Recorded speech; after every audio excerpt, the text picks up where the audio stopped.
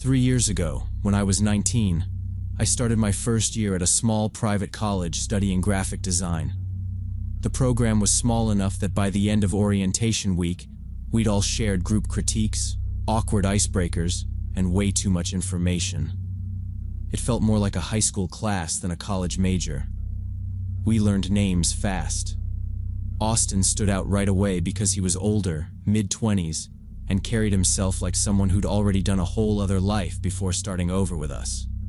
He told everyone he'd served in the military and was using the GI Bill to get a second degree. At first, that made him seem kind of impressive and stable. He'd help people with Illustrator and Photoshop, lean over to troubleshoot, explain shortcuts, crack calm little jokes. The first few weeks he sat across the room by the windows with the guys who were into 3D. I noticed him but didn't think about him much beyond, "Oh, that's the ex-military guy." Then he started migrating across the room. One day he said the glare by the windows bothered him and moved a seat closer. Next class he said he needed an outlet and moved again. Within a week he was in the chair right next to mine, like that was just where he belonged now. It was subtle enough that if I complained out loud I'd sound dramatic, but I noticed. He'd lean over my tablet, ask what brushes I used, compliment my layouts. On their own, the comments were fine. Put together, it felt like he was always in my space. During breaks, I'd go down to the campus cafe for coffee, and somehow he was always just heading there too. Sometimes he'd already be in line. If I stayed to eat, he'd sit across from me and start asking questions that were less, "What did you think of that project?" and more, "Where are you from? Do you live on campus? Do you have a boyfriend?" I kept my answers short because something about how focused he was on me made my stomach tighten. It didn't feel like casual small talk. It felt like he was trying to map out my life. One afternoon, it started pouring right as class ended. I was standing by the door scrolling my phone, pretending to text so I could wait a few minutes. Austin walked up with his backpack and said, "Hey, I'm parked right out front. I can give you a ride." I told him, "Thanks, but I'm good. I'm waiting for a friend." That wasn't true, but I didn't want to say, "I just don't want to be in your car."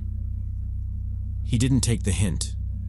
He stayed there, blocking part of the doorway, going on about how he was headed that way anyway, and I'd be soaked by the time my friend showed up.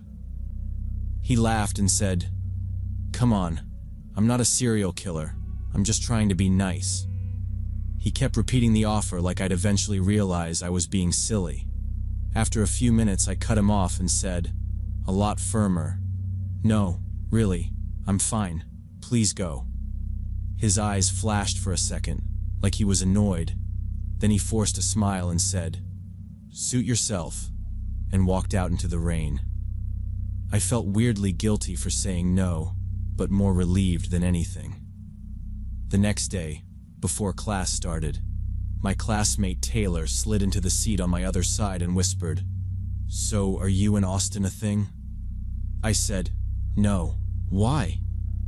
She glanced over at him and said he'd been asking people what dorm I lived in, if I worked, if I was seeing anyone. Not once, either. Enough that other people had noticed. I felt my face get hot, not in a good way.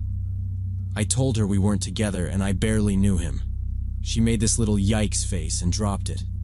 But after that, I stopped answering anything personal he asked. If he steered the conversation toward my schedule, I'd redirect it back to class or just pack up and leave with someone else. About a week later, I was in the student library late, around 10, finishing a poster on one of the Big Macs. Our program usually cleared out by 6, and I knew Austin's classes ended in the afternoon, so I didn't expect to see him. When I got up to grab a book from the design section, I noticed him sitting at a table with a direct line of sight to my computer. No laptop, no textbook, just an empty table, and him staring my way. I tried to tell myself he was studying, and I just caught him mid-space out. But when I sat back down and glanced over again, he was still looking. No smile, no wave, just watching. After a few minutes of pretending to work while my shoulders were up around my ears, I saved everything, shut down, and packed my things. As I walked out, I texted my friend Cassidy. "Can you meet me at the dorm?" She said yes. I didn't look back to see if he followed. I badge tapped into my building, went straight up, and let Cassidy in on what had been happening. Saying it out loud made it feel less like I was being paranoid. The next night I closed at the cafe where I worked off campus and clocked out around 9. When I cut through the parking lot across from my dorm, I saw a dark blue Ford parked along the curb facing our front entrance. The headlights were off, but someone was in the driver's seat. As I got closer, I recognized the car from campus. Then I recognized his profile. Austin wasn't eating, on his phone, or talking to anyone. He was just staring at the dorm doors. I kept my eyes straight ahead, pretended I hadn't seen him, and walked past to the side path that led to the back door. I badge tapped in there instead. My hands were shaking a little on the scanner. Going up the stairs, I realized that was it for me. A classmate hanging around outside my dorm at night crossed a line I couldn't explain away anymore. The next morning, I emailed my program advisor, Dean Richardson, and asked if I could talk to her. In her office, I laid everything out. The seating thing, the coffee coincidences, the ride he wouldn't drop, Taylor's comment, the library, the car outside. She listened, took notes, asked specific questions. She told me the college took harassment seriously, and she'd be calling Austin in. Later that week, she told me they'd met. He denied stalking, said he was just being friendly, and maybe I'd misread things. She said she gave him a formal warning, went over the harassment policy, and told him he was not allowed to contact me or approach me outside of necessary classwork. For a few days, he actually stayed away. He moved back to the other side of the room and didn't say anything to me unless it was through a group project. I started to breathe again. Then the messages started. First, it was a long Facebook paragraph about how hurt he was, how he'd been blindsided, and just wanted to clear things up. When I didn't answer, he tried Instagram, then another account, telling me I was misunderstanding him, and he just wanted to be friends. I didn't respond to any of it. I screenshotted everything, showed Cassidy, and blocked him everywhere I thought he could reach me. A couple of quiet days went by. Cassidy and I walked out of the design building one afternoon, talking about a group project on our way to the bus stop by the library. The path wrapped around the back of the building. I remember hearing an extra set of footsteps fall in behind us, slow and steady, and when I glanced back over my shoulder, I saw Austin step out from behind the library and start walking behind us about 20 feet back.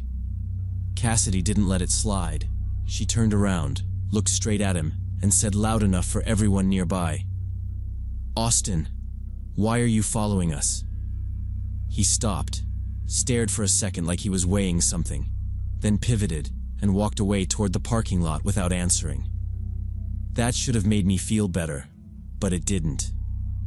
After that day, it crossed from creepy to unbearable. I started planning every movement on campus around not running into him. If I saw his car in one lot, I used another. If I saw him in a hallway, I turned back. I checked reflections in windows to see if someone was behind me, asked friends to walk with me even for short distances. It started to bleed into everything else. My sleep, my concentration, even how I answered normal questions in class. I was late on projects, forgetting small instructions, rereading the same emails because my brain kept going back to, "Is he outside right now?" My anxiety got bad enough that I started having headaches and stomach pain before certain classes. About a month after my meeting with Dean Richardson, I realized nothing was improving, and I couldn't just keep waiting for him to get bored. I went to campus police, sat down in that cramped little office, and told the officer everything from the first ride offer to him walking behind us. They had me write a statement, asked for dates, times, screenshots, and the names of classmates who had seen him. The officer said they would forward it to city police since he lived off campus, and that what I described counted as stalking. Hearing that word from someone in uniform hit harder than when my friend said it. A few days later, they told me he had been given a formal stalking warning and that any more contact could mean charges. After that, I still saw him around campus a couple of times, but he stayed far away and never tried to talk to me. Eventually, his usual seat in class was just empty, and by the end of the semester, he had stopped showing up altogether. No one said anything official, but everyone was whispering that he'd been expelled for breaking the conduct code after the warning.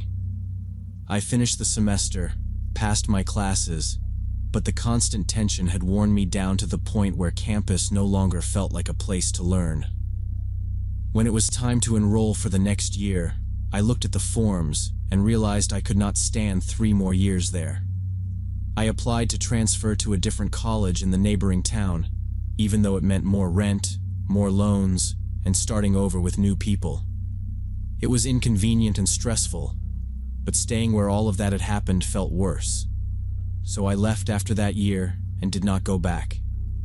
Now, 3 years later, I know how badly it could have ended if I had kept trying to be polite. He never hit me or shouted, but the constant watching, the personal questions, the car outside my dorm were clear signs of an obsession, not harmless interest. I think about other women he might have treated the same way, and hope that the report, the warning, and whatever is on his record stopped him from escalating. The thing taught me to trust my instincts, set boundaries, keep accounts locked, and accept that the jump I feel around dark blue Fords and that watched feeling might never go away.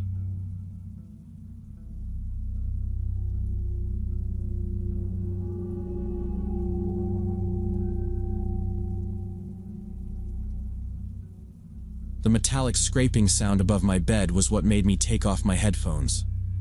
I sat there for a second, staring at my laptop screen, thinking it was just the building settling. Then it came again, slow and uneven, like someone dragging something metal along the inside of a pipe. That's when I heard him clearly for the first time, a low male voice repeating something over and over from inside the vent. This was 2 nights ago, after my shift at the 24-hour supermarket where I work nights as a cashier. I rent a small studio on the 3rd floor of an old brick building downtown. 1 room, tiny bathroom, bed shoved under the only ceiling vent. I got home around 11:47, kicked off my shoes, opened my laptop to sort through work emails like I always do. The building was quiet in that heavy way it gets late on weeknights. I put on some music in my headphones while I answered messages from my manager. Even with the volume up, I kept catching this low murmur underneath everything, like a TV a few rooms away. At first I figured it was my upstairs neighbor on the phone or watching a movie with his window open. I've never heard anything through the floors before, but it was the only thing that made sense. The voice stayed constant, no pauses, no changes in tone, just this flat string of words I couldn't quite catch. Every so often I'd pause my music and sit very still. The voice would still be there, same volume, same rhythm. I remember actually walking to the window, opening it to check the street. Out there I heard distant cars and someone yelling way down the block, but the man's voice didn't get louder. If anything, it sounded clearer when I stepped back toward the middle of the room. I told myself, okay, whatever. Someone left a TV on. It's not my business. I'm usually the one who complains about people being noisy, so I forced myself to let it go. About 40 minutes passed like that. I finished the emails, closed my laptop, went to the bathroom to wash my face, trying to pretend everything was normal. When I came back out, I turned off the overhead light, left just my desk lamp on, and crawled into bed. I put on a true crime podcast in my headphones, more out of habit than anything, and lay on my side facing the wall. That's when the scraping started again. This time it was directly over my head, loud enough that the headboard actually vibrated. Metal on metal, right above me. I paused the podcast, pulled the headphones off, and just stared up at the ceiling. The voice was louder now. I could tell it wasn't a conversation. It was the same sentence, exact same rhythm, over and over. The vent grate sits right above my headboard. Old square metal, paint flaking off. As I listened, it hit me that the sound wasn't coming from above the ceiling at all. It was coming straight down from that vent, from inside the shaft. My heart started pounding so hard I could feel it in my throat. The thing is, the central ventilation in this building hasn't worked in years. Everyone uses window units and space heaters. The landlord made a point of telling me during the walkthrough, "These vents are dead. Don't worry about them.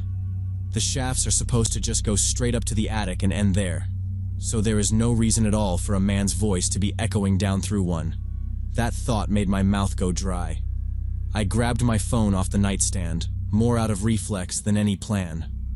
For a few seconds I sat there thinking I could just put my headphones back on, blast the podcast, and ignore all of it. But the scraping started again, closer, and I realized that if this was an actual person, ignoring it would be the worst possible choice. I swung my legs off the bed and stood up. I turned on the flashlight on my phone and pointed the beam at the vent. The voice kept going, same sentence, same tone. I still couldn't make out the exact words, but the cadence was stuck in my head. I hesitated, arguing with myself about whether to call someone first or check it out. Curiosity and the need to know what I was dealing with won. I walked to the kitchenette, grabbed one of the chairs, and dragged it over under the vent, trying not to look like I was avoiding standing directly underneath it. I climbed onto the chair carefully, one hand on the wall to steady myself, the other holding my phone up toward the grate. Up close, in the weak light, I could finally see the screws. Or rather, where the screws should have been. The two at the top were gone. There were just empty holes and a faint ring in the paint where the heads had been. The bottom fasteners were the only thing keeping the grate from swinging down. Someone had taken those top screws out from inside the shaft. My whole body went cold. For a second I thought my knees were going to give out, and I'd fall off the chair. I leaned in a little closer without meaning to, like I was trying to hear the words better. That's when the voice cut off mid-sentence. The sudden silence felt heavier than all the scraping had. I held my breath without realizing it. In that quiet, I heard heavy breathing and the rustle of clothing very close, just inches from the grate. I didn't think. I just jumped off the chair so fast it tipped and crashed behind me. I bolted to the front door, grabbed the baseball bat I keep there because of the recent thefts in the building, and spun back toward the vent. My hands were shaking so hard the bat slipped against my palm, but the idea of turning my back on that thing scared me more than going near it. I walked up under it and slammed the bat into the wall right below the grate. "Get the hell out of there! I'm calling the police!" I yelled, louder than I meant to. The hit rang through the room. For a second there was only that heavy breathing from inside the shaft. Then I heard a low laugh, right above me, like it was pressed against the metal. The voice came after, calm and clear now, like he'd dropped the act. "Madison from apartment 3B. I know your schedule." Hearing my full name and apartment number come out of that dark vent did something to me. He hadn't just stumbled across me. He knew exactly who I was, where I lived, when I came and went. My whole body went cold. The bat felt slick in my hand. Any idea of acting tough vanished. I turned and ran. I yanked my door open so hard it hit the stopper, and I didn't even bother to close it behind me. I started hammering on the nearest doors with my fist, still clutching the bat. "Someone's in my vent! Call the police!" I shouted over and over, voice cracking. For a few seconds nothing happened, and all I could see in my head was that grate swinging down and someone dropping into my apartment. Then the door to 3C opened and my elderly neighbor Mrs. K looked out in her robe. Her eyes went from my face, to the bat, to my open door. "What's going on?" she asked. I told her, stumbling over the words, that there was a man in the vents. He knew my name. He said, Madison from 3B. She didn't argue or tell me I was imagining it. She just stepped back inside, grabbed her phone, and called 911 while I stood in the hallway shaking. A couple other doors opened. People peeked out, whispering, but nobody went near my apartment. I moved down toward the stairwell and pressed my back against the wall, keeping my eyes locked on my open doorway. I was sure at any second I'd see someone walk out. No one did. Those minutes before the police got there felt like they stretched forever, but I refused to step back into that room alone. When the officers arrived, 2 of them went straight to the attic access at the end of the hall, and 1 stayed with us. He took my name and number and asked me to repeat exactly what I'd heard. I kept coming back to the same thing. He knew my schedule. He knew my schedule. After a while, the other officers came back down. They said the attic hatch had been forced open, and there were fresh footprints in the dust leading across the attic to the roof emergency exit. Whoever it was had already gone. They told me someone had definitely broken into the ventilation system through the attic and had been using it to look down into apartments through the vents. One of the officers said whoever it was had probably watched long enough to learn people's routines. They recommended I change my locks, install cameras, and not sleep there alone until the landlord secured the building. Nobody tried to brush it off or say it was just a prank. That same night, as soon as they cleared my unit, I went back in with Mrs. K standing in the doorway and started throwing clothes into bags. I grabbed my laptop, documents, toiletries, anything that felt important. I refused to stand under the vent again. I left the main light on, locked the door, and went to stay with a friend across town. I didn't come back for a week. When I finally did, I brought a small crew of workers my friend's brother knew and made the landlord sign off on it. They went through my place and sealed every vent opening with thick metal plates and heavy screws. They did the same for a few other units on the floor.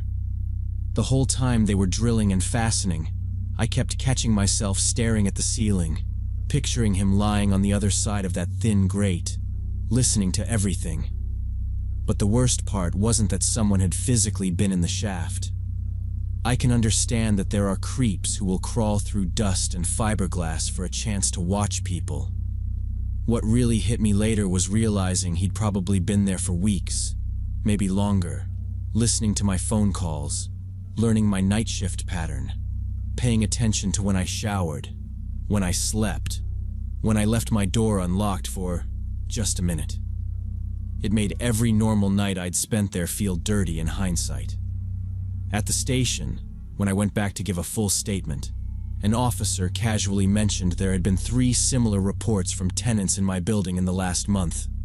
Scraping in vents, a man's voice, details about their lives that a stranger shouldn't know. No one had seen his face. No one had been caught. They said they were working on it, but it sounded like they had nothing solid. I moved out 2 months later, as soon as I could scrape together a deposit and find something halfway decent. My new place is smaller and not in a great area, but the heating is different, and there are no ceiling vents, just a wall unit. Everyone tells me I'm safer now, and I know they're probably right. But even in this new apartment, if I visit someone's house or stay in a hotel, if there's a vent grate above the bed, I still can't sleep under vent grates.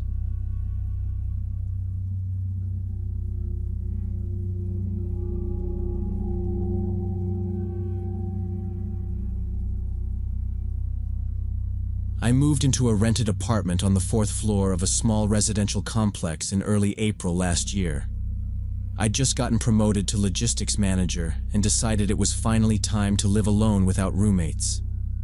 It felt like proof that I was actually an adult, not just pretending. The first month was boring in a good way. Work, cheap dinners, streaming shows, and falling asleep with my laptop open while the building settled around me. In early May, the weird stuff started, though at first, it just felt like a dumb joke. One Monday morning, I rushed down to the parking lot, balancing my coffee and keys, and saw a folded piece of paper under my windshield wiper. My stomach dropped because I thought it was some parking notice, but when I opened it, in very neat handwriting, it just said, "You chose the right place." I told myself some bored neighbor was trying to be cute, stuffed the note into my bag, and hurried off to deal with trucks and spreadsheets. I stood there for a second and looked around the lot. None of the other cars had notes, nobody was outside, and most windows were still dark. The words could have been friendly, but something about them felt off, so I crumpled the paper and tossed it in the trash by the stairs. About a week later, checking my mailbox in the lobby after work, I found a small black notebook sitting on top of my usual junk. I hadn't bought any notebooks recently, and there was no envelope or flyer with it, just that plain cover shoved in between bills. I took it upstairs with the rest of my mail and opened it at the kitchen table. Every page was blank except the first one, where someone had written, "We watch to keep you safe." The handwriting was the same style as the car note. I just stared at that line. "We" meant more than one person. "Watch" meant this was not random. I laughed once under my breath and told myself it was some lonely neighbor with a strange sense of humor, but I still shoved the notebook in my bag to show someone. The next morning, I asked the older guy from down the hall if he'd seen anyone near the mailboxes. He said no and looked confused. Later, I showed the notebook to the building manager. He frowned, called it creepy, and offered to install a camera. I told him not yet. I hated how paranoid I sounded even saying it out loud, so I smiled like it was nothing and changed the subject. For the next 3 weeks, nothing else happened. No more notes, no strange objects, nothing moved around in my place. I kept telling myself that was a good sign, that whoever it was had moved on. Work got busy with a new client, and my brain switched back to delivery times and angry emails. I honestly started to believe I'd overreacted. Then, at the very end of May, I came home a little after 7 and saw a silver SUV parked across from the entrance. A woman around 50 sat behind the wheel wearing big sunglasses and staring straight at my building door. I walked past like I hadn't noticed her, digging for my keys until I reached the door and swiped into the building.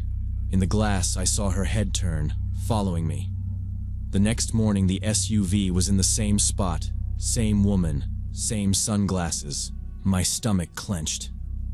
I pulled my phone, snapped a photo of the plate, and texted it to Lena with, "If something happens to me." During the day, the SUV disappeared, but that evening it was back. The pattern continued for 2 weeks. Sometimes I saw her in the morning, sometimes at night, always sitting there and watching. I started changing my routes, different stores, different streets, hoping she'd vanish. Instead, I saw her at the grocery store near my place, standing by a shelf and staring across the aisles. I saw her again at a random gas station, filling her SUV and staring. This couldn't be coincidence anymore. I went to the police the next day after seeing her at the gas station. I sat across from a tired-looking officer and laid everything out. The note on my car, the notebook, the silver SUV, how she kept showing up in random places near me. He listened, typed some of it into the computer, then basically said there wasn't much they could do. No direct threats, no messages saying she wanted to hurt me, no proof she'd been in my apartment. He told me to document everything, keep a log, save photos, and if she ever crossed a line, followed me into the building, tried to talk to me, damaged my car, then we could talk about a restraining order. Walking back to my car, I felt stupid for even going, but at the same time, I couldn't shake the feeling they were underreacting. She never approached me, never said a word, just watched. That somehow felt worse than someone yelling in my face. I started writing down every time I saw her. Date, time, place, what she was doing. The list got long fast and made it harder to tell myself this was all in my head. I got more careful with my routines, shifted my work schedule when I could, started using different routes and stores so I wouldn't be so predictable. For a while, it didn't help. I'd turn onto a side street and see that same silver SUV parked at the end. I'd leave work late and spot it rolling past the lot entrance. Sometimes I wasn't even sure it was her. I'd just catch a glimpse and my stomach would drop. My friends kept telling me I was spiraling. "Maybe she just lives nearby," one of them said. "You're noticing her now because you're looking for her." I wanted to believe that, but deep down it didn't match how fixed her attention felt. The night that changed their minds, we were at a small restaurant not far from my building. I picked it at the last minute, sent the address to my group chat, and went straight there from work. I didn't post anything online. We were eating when Lena suddenly went quiet and stared past me toward the window. She nudged my arm and whispered, "Is that her?" I turned, and there was the silver SUV at the curb, engine running, the woman in the driver's seat, sunglasses still on even though it was getting dark. She was turned toward the restaurant, not eating, not on her phone, just sitting there facing the glass. My other friend looked, and I saw both of their faces change. Nobody said I was paranoid after that. The escalation came at the end of June. I had a long client meeting and got home around 8 in the evening. The hallway was quiet. I unlocked my door like always, pushed it open, and stopped in the frame. The air smelled wrong, like a light floral perfume I'd never worn. It wasn't strong, but it was out of place enough that it hit me right away. I stayed frozen in the doorway, just listening. A second later, I heard a sound from my bedroom down the short hall. The soft slide of a dresser drawer opening and then bumping shut. I didn't think. I just reacted. I pulled the door closed again, turned around, and headed straight back toward the stairs. By the time I hit the first landing, I had my phone out and was calling 911, telling the dispatcher there was someone in my apartment right now, and I was not going back in alone. She told me to stay out, stay visible, and wait for officers. As soon as I hung up, I called my downstairs neighbor, Mark, the retired military guy who was always saying to call if I ever needed anything. He answered on the first ring, and as soon as I said, "There's someone in my place," I heard a chair scrape and him say, "Stay put, I'm coming up." He stepped out into the stairwell holding a beat-up baseball bat, and we waited near the entrance until the patrol car pulled up. 2 officers went up with us, guns drawn. I stayed in the hallway while they opened my door and cleared the living room and kitchen. Then one of them moved toward the bedroom, shouted for whoever was inside to keep their hands where he could see them, and stepped just enough to the side that I could see past him. Sitting on the edge of my bed was the same woman from the SUV, hands resting in her lap, a small handbag beside her like she'd just sat down to wait. She didn't resist when they handcuffed her, didn't shout, didn't even look surprised. She glanced at me once in the doorway, almost checking that I was really there, and then they walked her out past us. During the search afterward, they went through my drawers and closets, and in the pocket of one of my jackets they found a spare copy of my apartment key I'd never made. When they talked to the building manager later, it came out she had convinced him to give her a duplicate by saying she was my relative and I was stuck at work without my keys. He kept apologizing, saying she seemed calm and believable and he thought he was helping. But none of that changed the fact that she'd been in my home who knows how many times before that night. Later, during interrogation, the officers told me she was calm, polite, and very fixed on one idea. She kept repeating, "Our observer group must protect the chosen ones," over and over, and refused to explain what that meant or who else was in this group. A psychiatric evaluation said she was competent, but had obsessive ideas. That didn't make me feel safer.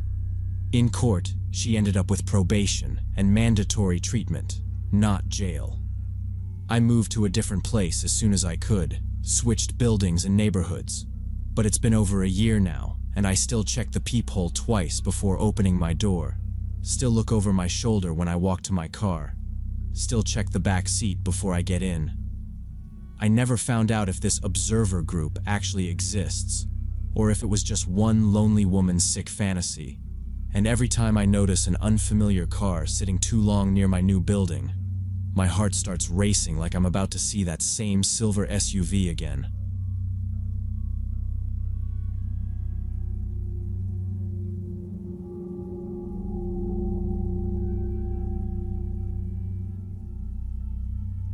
Way back last summer, my older sister Caitlin had a severe panic attack at work, and her former coworker Brian drove her to an urgent care clinic in downtown Seattle.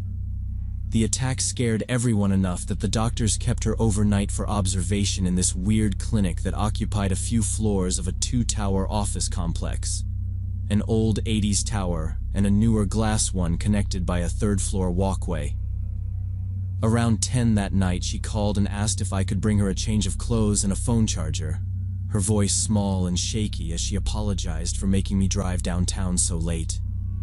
I said of course, grabbed what she needed from her apartment, and met Brian out front, and he offered to ride with me since he said he knew the building better than anyone. The clinic was in the old tower, but when we got there, the whole front curb was jammed with cars and valets for some event next door, and there was absolutely nowhere to park legally. After one slow lap around the block, Brian muttered that this was stupid, said we would just park in the lot behind the new tower and walk through the connector bridge. And I agreed because Caitlin kept texting asking how close we were. Inside the new tower, the lobby was almost empty, just a security desk and a couple of people waiting for elevators. And Brian told me we simply had to go up to the 3rd level, cross the bridge into the old tower, then down one floor to find the clinic. On paper, that sounded so simple that we actually joked about how fast we would be in and out. But the second we stepped out on 3, nothing looked like what he remembered. There were no obvious signs for any bridge, just beige hallways and office doors with company names we did not recognize. So we circled once, got turned around almost immediately, and ended up back near the elevators. We swallowed our pride and went to the information desk, where the bored-looking security guard barely glanced at us before pointing down a hallway and telling us to go left at the next elevator bank and follow the small Skybridge signs. 5 minutes later, we were staring at a locked conference center with no Skybridge anywhere in sight, and Brian laughed under his breath and said he promised he had really worked there once, just not in this maze. A janitor came by pushing a big cart with earbuds in, and when Brian flagged him down, the guy pulled one earbud out, listened, then pointed us in almost the opposite direction and told us to go straight, then right, and look for a door marked connector. We followed that too, and somehow we still ended up in another anonymous hallway that did not look familiar at all.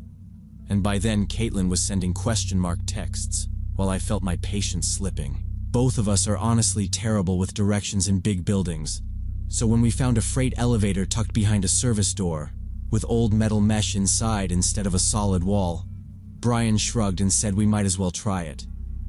The panel claimed it stopped at the connector level, but when we rattled up and the doors rolled open, we were just at the far end of a corridor we already recognized from earlier. Same pictures on the walls and the same exit sign.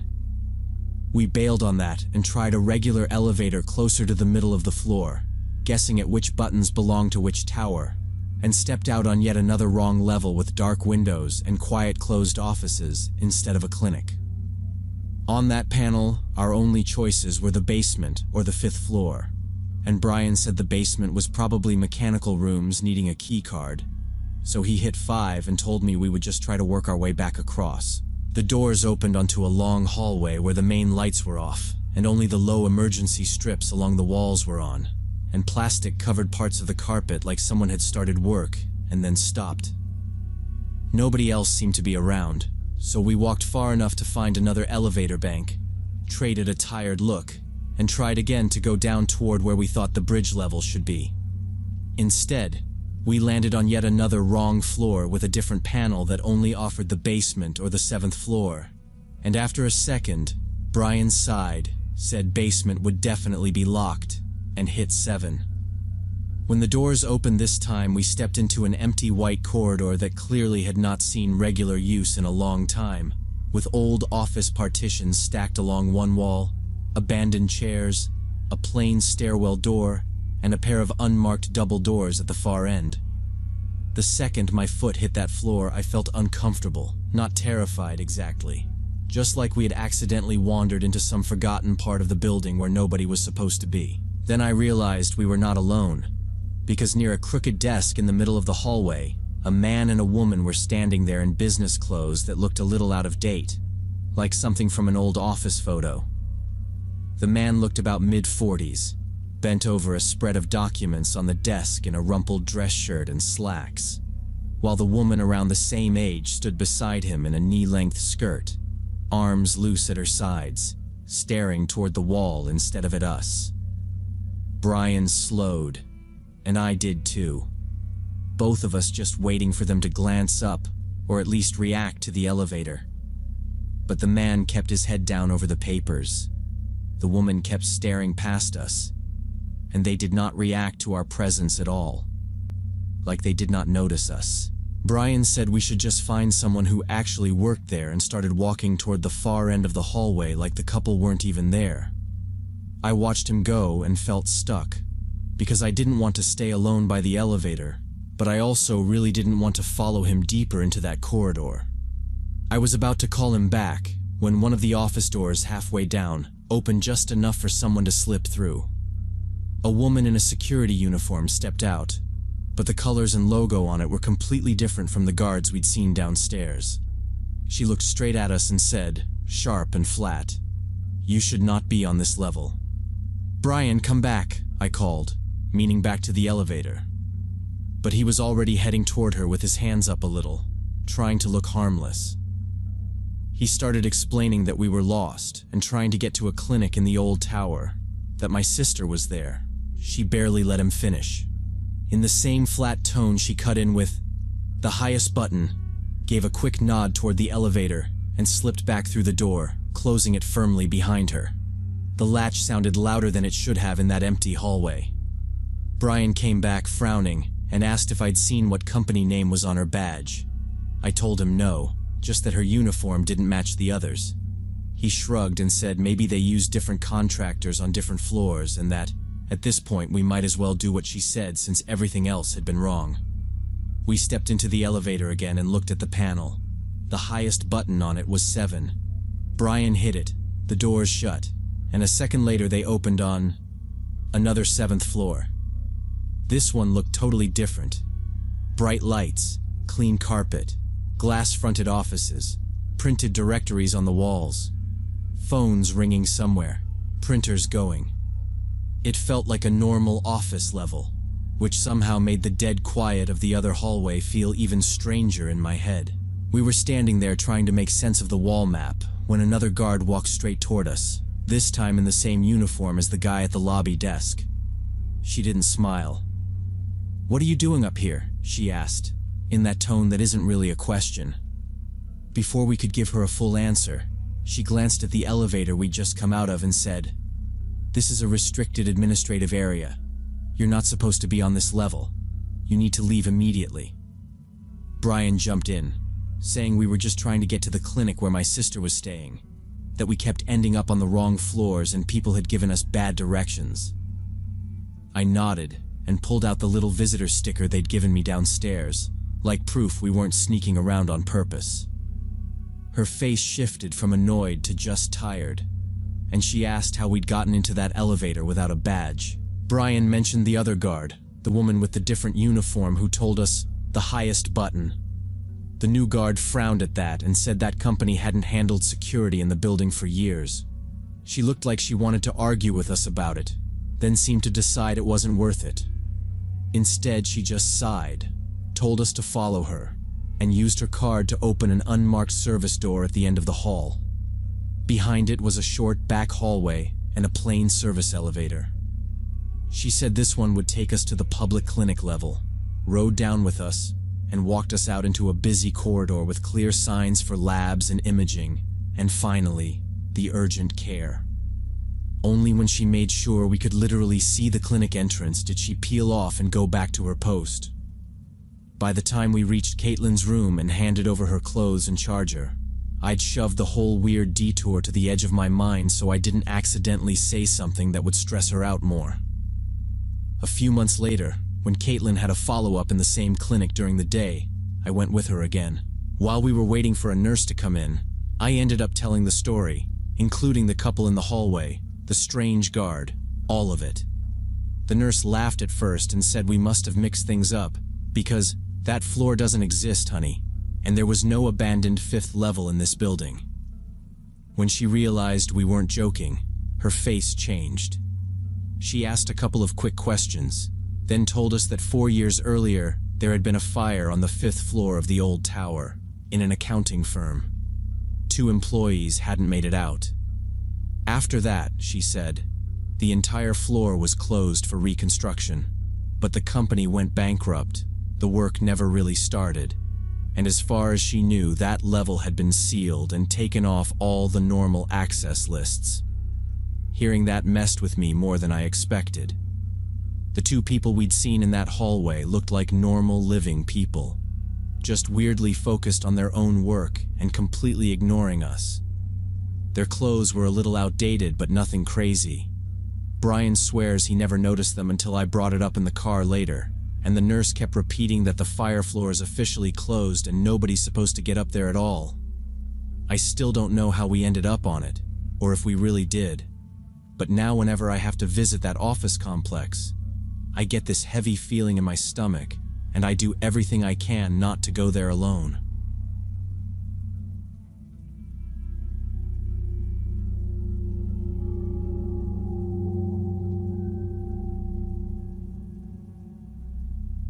A woman offered me $3,000 cash to let her take my wife.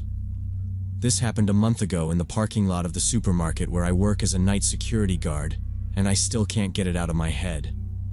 My wife Emily often picked me up after my night shift around 7 in the morning, and she always looked tired, hair in a ponytail, no makeup, big hoodie over her scrubs.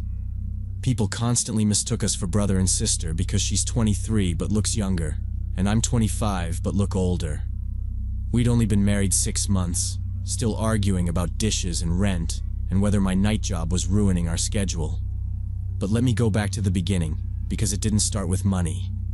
I've been on nights at this 24-hour supermarket for almost a year. The work is boring until it suddenly isn't.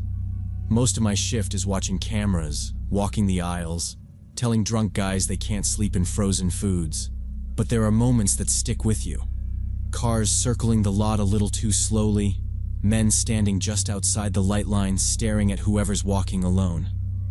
Security is technically my job, but no one pays me enough to feel comfortable about my wife sitting out there in the dark waiting for me. She started picking me up when my old car finally died for good, and we decided to live with one vehicle for a while. She'd work a full day at the dental clinic, go to her evening class twice a week, then get up early to drive over and get me. It wasn't ideal, but buses around here at that hour are a joke, and she didn't like the idea of me walking home half asleep. I kept telling her I'd call a taxi instead, but she said it felt safer if we were together for that weird early morning hour. That morning seemed normal. Around 6:50 I did my last walk, checked the back doors, signed the log.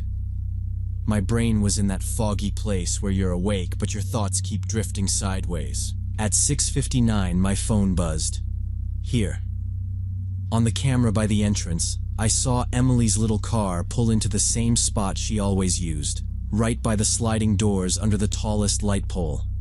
She parked there on purpose, said she didn't like the blind corners farther out. I clocked out at 7 on the dot and headed toward the doors, already thinking about the shower and the cheap cereal waiting at home. Through the glass, I could see Emily resting her forehead on the steering wheel for a second, then straightening up when she saw me. I pushed the cart gate aside, stepped into the air, and walked toward the car. An older woman detached herself from the wall near the entrance and came toward us just as I reached for the passenger door. I hadn't noticed her on the cameras, which bothered me in a small way. She looked like someone's aunt, maybe 50, normal clothes, neat hair, reusable shopping bag over her shoulder. She smiled like she was embarrassed to bother us. "Excuse me," she said, stopping a few feet from Emily's window. "Could you give me a ride to the bus stop? They changed the line and I'm still figuring it out." It was said politely, evenly. I opened my mouth to say we were in a hurry. We usually were. Emily needed every extra minute of sleep, but the woman's attention slid right past me and locked onto Emily. Her eyes did a quick scan, face, hands, the bag of scrubs in the back seat, like she was checking a list. "Poor girl looks so exhausted," she said, almost gently. "Must be hard to work and study at the same time?" Emily actually frowned a little. Yeah, kind of," she said. "No name tag, no textbooks in sight. The guess was too accurate." The woman nodded, pleased. "And the guy who hired you," she asked, "does he pay well? I could offer better conditions." For a second, I thought she meant a cleaning job, like she'd mistaken Emily for some kind of live-in helper. It happens. Emily looks young and quiet, and people assume things. I gave a small, tired laugh. "She's not looking for housekeeping work," I said. The woman ignored me completely. She took one step closer, close enough that I automatically shifted to put myself between her and the open edge of the door. There was nothing obviously threatening in her body language, but the way she watched Emily felt wrong, like she'd already decided something about her. Then she pulled out her wallet. She opened it calmly, right there in the middle of the parking lot, and started peeling out bills. $500 a week for cleaning and cooking," she said, eyes on Emily. "I have a big house. You'd even get your own room." Emily gave a confused half smile and shook her head. "I already have a job," she said, "and a place to live." $1,000 a week, the woman said immediately, like she'd rehearsed the number. She doubled the stack in her hand and held it up almost level with Emily's face, but not close enough to be technically touching her. "You're a smart girl. Do the math yourself. It's better than what you have now." People were going in and out of the store behind me. No one glanced over. To them, it probably looked like someone paying back a debt. Emily leaned back against her seat, putting distance between her and the cash. "I'm not interested," she said, more firmly this time. "Sorry." The woman's smile didn't move, but her eyes did. The warmth dropped out of them. What was left wasn't anger, just something flat and calculating. "You don't have to decide," she said. "He can decide for you." That's when I stepped in fully, my hand flat on Emily's door to keep it from being opened any farther. "She's my wife," I said. "We're not letting her go anywhere with you." The woman paused. For a second, I thought she'd get offended and walk off. Instead, her lips curved a little more. "Wife? So young?" she said. "Well, even better. Means she's already independent." She now addressed me directly, and this is where things got truly creepy. $2,000 a month, she said, like we were talking about some normal job. "She'll live at my place. I'll train her in everything necessary. You'll both win. You'll have more freedom, and she'll get an opportunity." Emily's hand slid into mine. I hadn't even noticed her moving it. Her fingers were cold and shaking. Her grip got tighter every time the woman said, "she," like Emily wasn't standing right there, like they were talking over her head. "We're not interested," I said. I kept my voice even on purpose. "Please step away from the car." The woman looked straight through me. Her eyes stayed on Emily. $3,000, she said. "Cash. Right now." She lifted the stack of bills higher so I couldn't ignore it. I could see the thickness of it now. That wasn't a little wad for show. That was rent, and a chunk of our debt, and part of the medical bill Emily still had from before we were married. My brain jumped there automatically, and I hated that I knew exactly what $3,000 could do for us. Emily whispered, "Can we go? Please." That cut through everything. I pulled my hand free, turned the key, and the engine started. I put the car in gear. While I was doing that, the woman moved around the front and grabbed the top of Emily's open window with one hand, holding on like she had a right to. "Think about it at least," she said. Now there was something harder in her voice, like she was getting annoyed. I'll leave my card on the windshield. Young families always need money. Her fingers were white on the glass. Up close, I finally understood what bothered me about her eyes. Her face said friendly and polite. Her eyes were locked in, like she was watching something else that only she could see, and we were just part of it. "Let go," I said, louder this time. She held on for one more second, like she was testing whether I'd really move the car anyway. Then she dropped her hand, gave Emily one last slow look, and stepped back. "Door-to-door salesman, that's all," she said lightly. The tone didn't match the words. "You will call. I know you will." She walked in front of us and, like she'd promised, slid a plain white card under the wiper. Then she headed toward the far end of the lot like her car was parked there. I drove off without touching the card. We didn't speak the whole way home. Emily stared straight ahead, arms wrapped around herself like she was trying to make less of a target. For the next 3 days, that same white card kept showing up under our wiper. Same cheap paper, same layout. No name, just a phone number and an address in one of the suburbs. We never saw who left them. I knew the first one was in our kitchen, on the counter, where I'd dropped it on a paper towel because I didn't want to hold it with my bare hand. After the second card, Emily stopped calling her that weird lady. She started checking the street from the window before we went out. When we parked anywhere, she asked me to back into spaces so the windshield faced a wall or a fence. It made sense, so I did it. I also started walking her to work every morning, even on days when I'd just finished a shift and my body wanted to fall over. The idea of Emily out there alone, with that woman looking for another girl, made it pretty easy to stay awake. A week after that first morning, I was at my post around 3. The store was almost empty. I was staring at the monitors, trying not to nod off, when she just appeared on the screen, walking in through the sliding doors with an empty basket on her arm. My stomach dropped. I watched her walk past the checkout without picking up a single thing.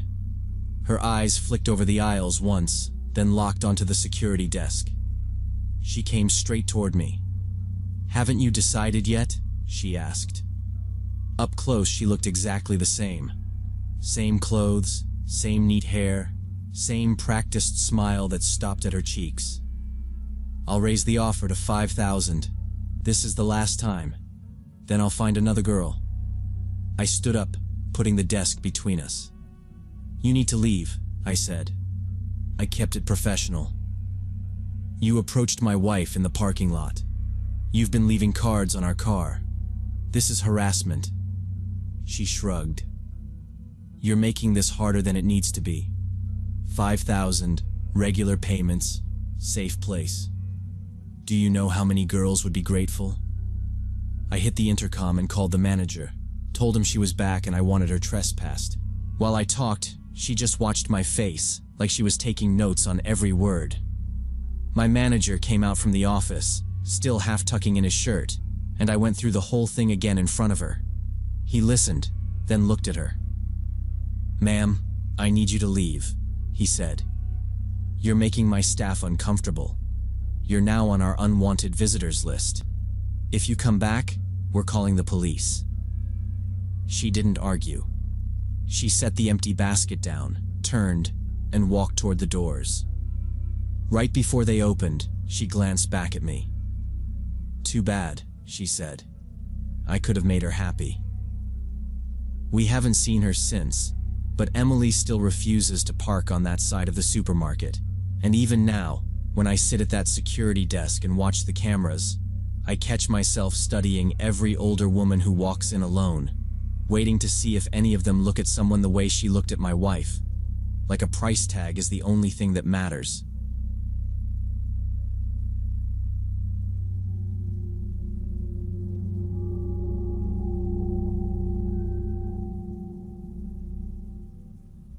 So when I was 24, I was renting a small studio in Austin for $1,200 a month, which was way too expensive for my barista salary. I worked at a coffee shop, and every rent day my balance dropped low enough to make me panic. Moving back in with my parents felt like giving up, so I decided to find a roommate.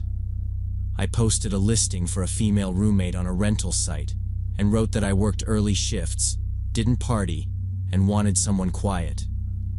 Most of the replies were from guys ignoring the women-only part or from people who already sounded like trouble. Then there was Mia. She was 22, had just moved to Austin, worked in marketing, and said she was quiet, clean, and mostly at home working. Out of everyone, she seemed the least risky, so I suggested we meet at a coffee shop near my place. In person, she looked normal and talked softly, answered questions directly, didn't overshare. She agreed to pay $600 plus half utilities, follow some basic rules, and we set her move-in date for the next week. The first month was almost suspiciously smooth. Mia moved in with 2 suitcases, set her laptop on the tiny table by the window, and basically lived there. When I left for my 5 a.m. shift, she'd already be awake. When I came home, she was still typing. She cooked, washed her dishes, never left a mess, didn't bring anyone over or play loud music. For such a small place, it stayed quiet and neat, and I remember telling a coworker my new roommate was kind of perfect. In the second month, she started asking more. At dinner, she'd ask what time I usually left and got home, how long it took to get to work, whether my manager ever changed my shifts. Then she wanted to know which coffee shop it was, and if I could check my phone much. Later, she moved to my personal life. If I had a boyfriend, if anyone stayed over, who my closest friends were. Her tone stayed calm and flat, like she was filling out a survey. I answered but kept details vague, joked that my dating life was boring, and told myself she was just awkward and trying to bond. One afternoon, my manager cut me early, so I came home a few hours before I usually did. As soon as I opened the door, I heard movement down the hallway, and my bedroom door opened. Mia stepped out and froze. "Oh, Harper," she said. "I was looking for a phone charger. I must have gone into the wrong room." There were only 2 doors, bathroom and my room, and she wasn't holding a charger. I checked my stuff, saw nothing obviously moved, and didn't want to accuse her, so I told her, "Next time, ask," and tried to let it go. About a week later, I noticed my makeup in a different order and 2 books on my shelf swapped. Nothing missing, just slightly wrong. One night while we cooked, I asked, as lightly as I could, if she'd been in my room. Mia frowned, said no, said she tried to respect boundaries, and offered to help me look. She seemed confused, and I felt stupid and paranoid for bringing it up. In the 3rd month, it stopped feeling minor. One afternoon, I opened Instagram, saw I was logged out, and when I reset the password, my DMs were full of messages I didn't remember sending. Friends were asking what was going on, saying I was hacked. I apologized and changed the password. That evening, I came home and Mia asked if I'd changed my passwords because she couldn't find something on Instagram. I hadn't told anyone about the hack. I stared at her and asked how she knew about my passwords. She paused, said she assumed, and went back to her laptop. Later that night, I opened my laptop, pulled up my browser history, and saw logins to my email and Instagram from our IP address on days I was gone at work. That's how I realized Mia had been monitoring me online the whole time. The next morning, I waited until Mia closed her laptop and told her I knew someone had been logging into my email and Instagram from our Wi-Fi while I was at work. I said she was the only one who could do that. She tried to brush it off, said maybe I'd been hacked. I brought up the weird messages and the time I found her in my room. When I didn't drop it, she started crying and admitted she had looked through some of my things and accounts because she wanted to know me better and wanted to be like me. I told her that was not normal, that it was a huge violation, and said I wanted her to move out. Her crying stopped almost immediately. She reminded me we had agreed she could stay 6 months, that she had already paid and had nowhere else to go. She said I could not legally kick her out just because I felt uncomfortable. I did not want a legal fight, and I honestly did not know the rules. I told her I would handle it properly, and went to work. On my next day off, I went to a lawyer with our text messages and payment screenshots and explained what she had been doing. He said getting her out early would probably take at least 2 months and that I needed clear proof if I claimed she was invading my privacy. After that, I felt trapped, but at least knew what to do. That night, I bought a hidden camera and set it up in my room facing the door and my desk. I told Mia my manager was giving me extra hours so she would expect me gone. For 3 days, I went to work and checked the recordings at night. On the 3rd day, the video showed Mia walking into my room, opening my closet, trying on my clothes, then sitting at my desk and reading my diary while taking photos. After that, she pulled out a folder with my bank papers and ID copy and photographed those too. The next morning, I put the video on a flash drive and went to the police station. At the station, I told the officer everything and gave him the drive. He watched enough to see what she was doing, asked how long she had lived there and if she ever had permission to be in my room, then said they would talk to her and that I should stay with someone else if I felt unsafe. Later that day, they went by the apartment. That evening, a detective called and said Mia had admitted to accessing my accounts and documents, said she had been copying my identity and trying to become me, and mentioned psychological issues she had never disclosed. With her admission and the video, they helped me get a restraining order that said she had to move out within a week. She moved out within the week, packing while I was at work. Then packages started showing up with no return address. Tea I'd mentioned, a book I wanted, a scarf in my favorite color. Every item was something I remembered saying to her.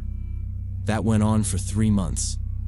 Then a police officer called and said Mia had been arrested for violating the restraining order and assaulting another woman. I moved to a new apartment and live alone, though the rent is high. People tell me to screen roommates better, but I do not know how. She seemed normal, and that is what scares me.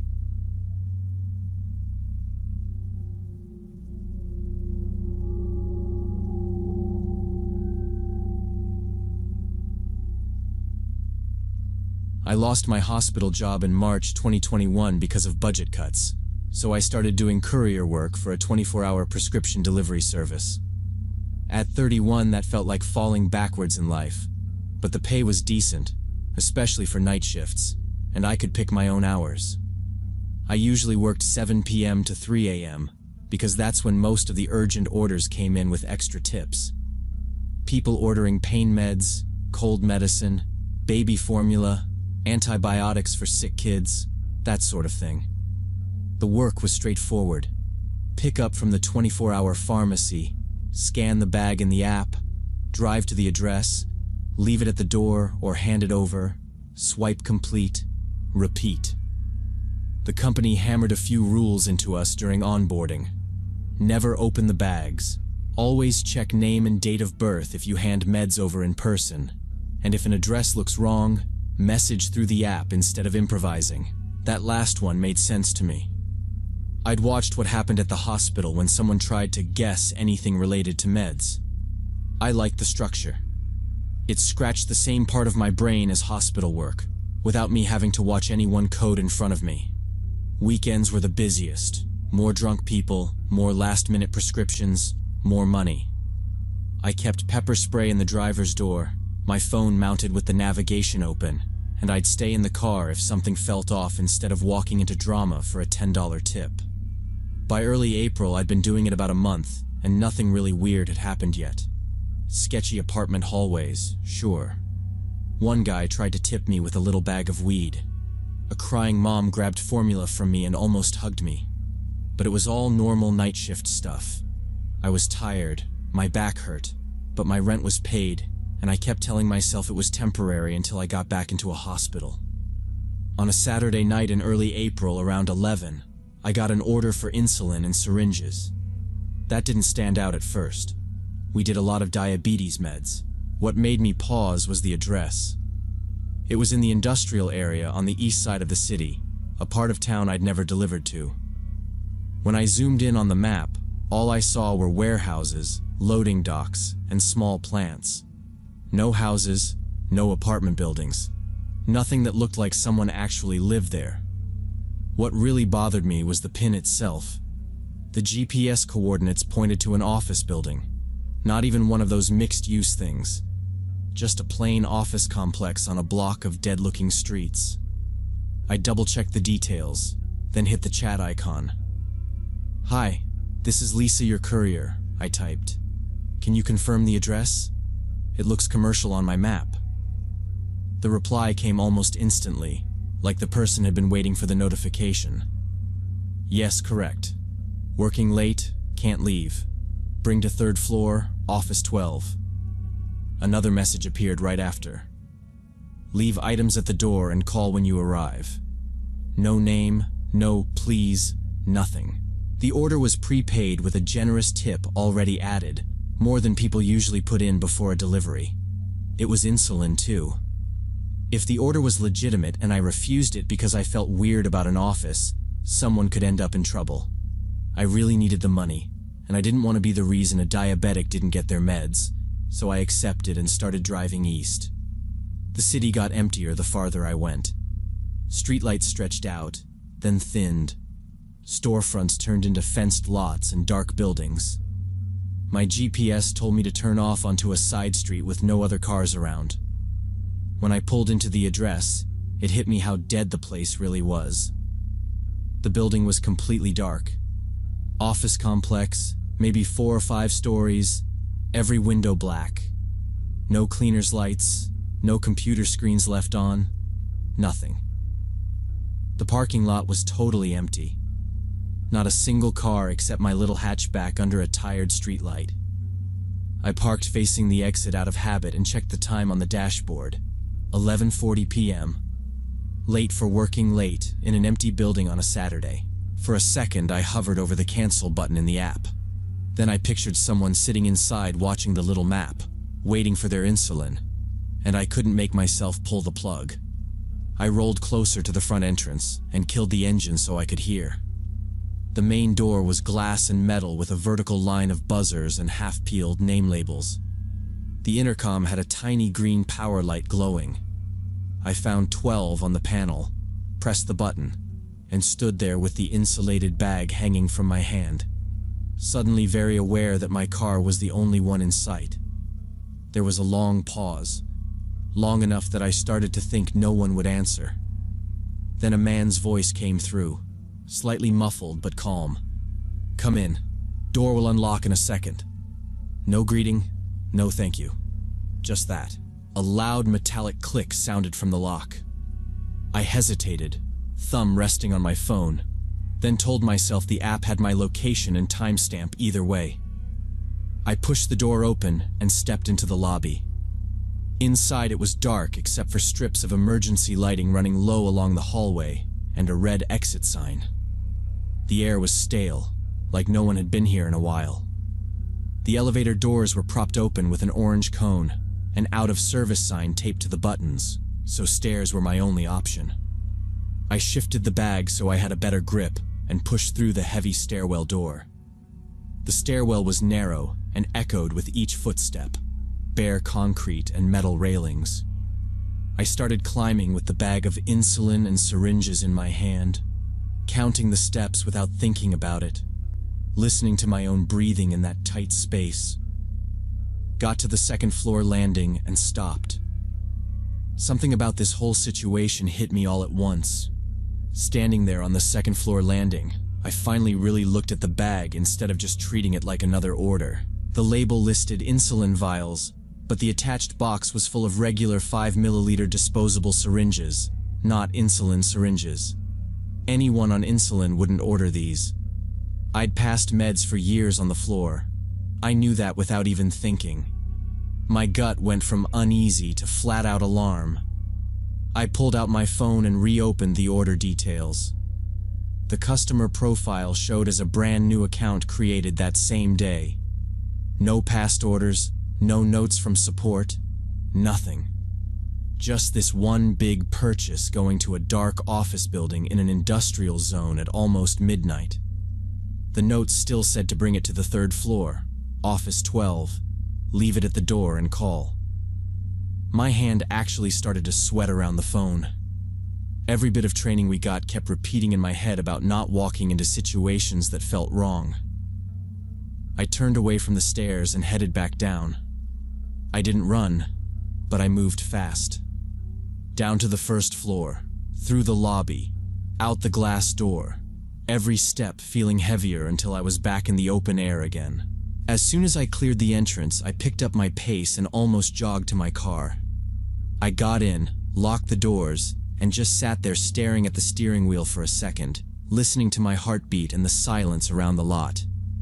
Then I pulled up the app and hit the company support number. The woman who answered sounded tired but alert.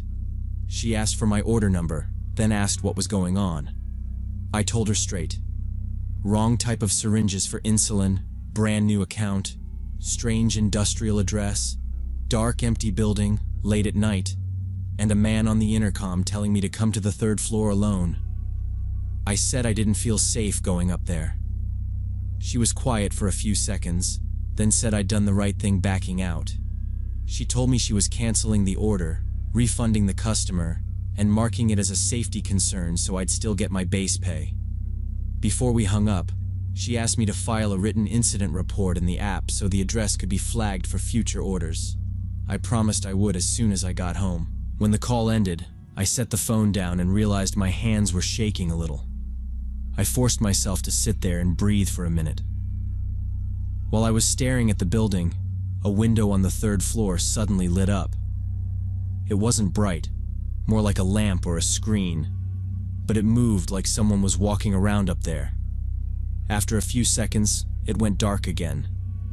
That was enough. I started the engine and pulled out of the lot. I drove home with one eye on the mirrors the whole time. The streets were almost empty, and no one followed me, but I still parked close to my building and went straight upstairs. For the next few days, I declined any orders near that industrial zone and stuck to the busier parts of town. About a week later, a coworker said an order from that place was auto-blocked because of my complaint. I still don't know what was wanted, drugs or a prank. I'm glad I never went to third floor, don't want to know.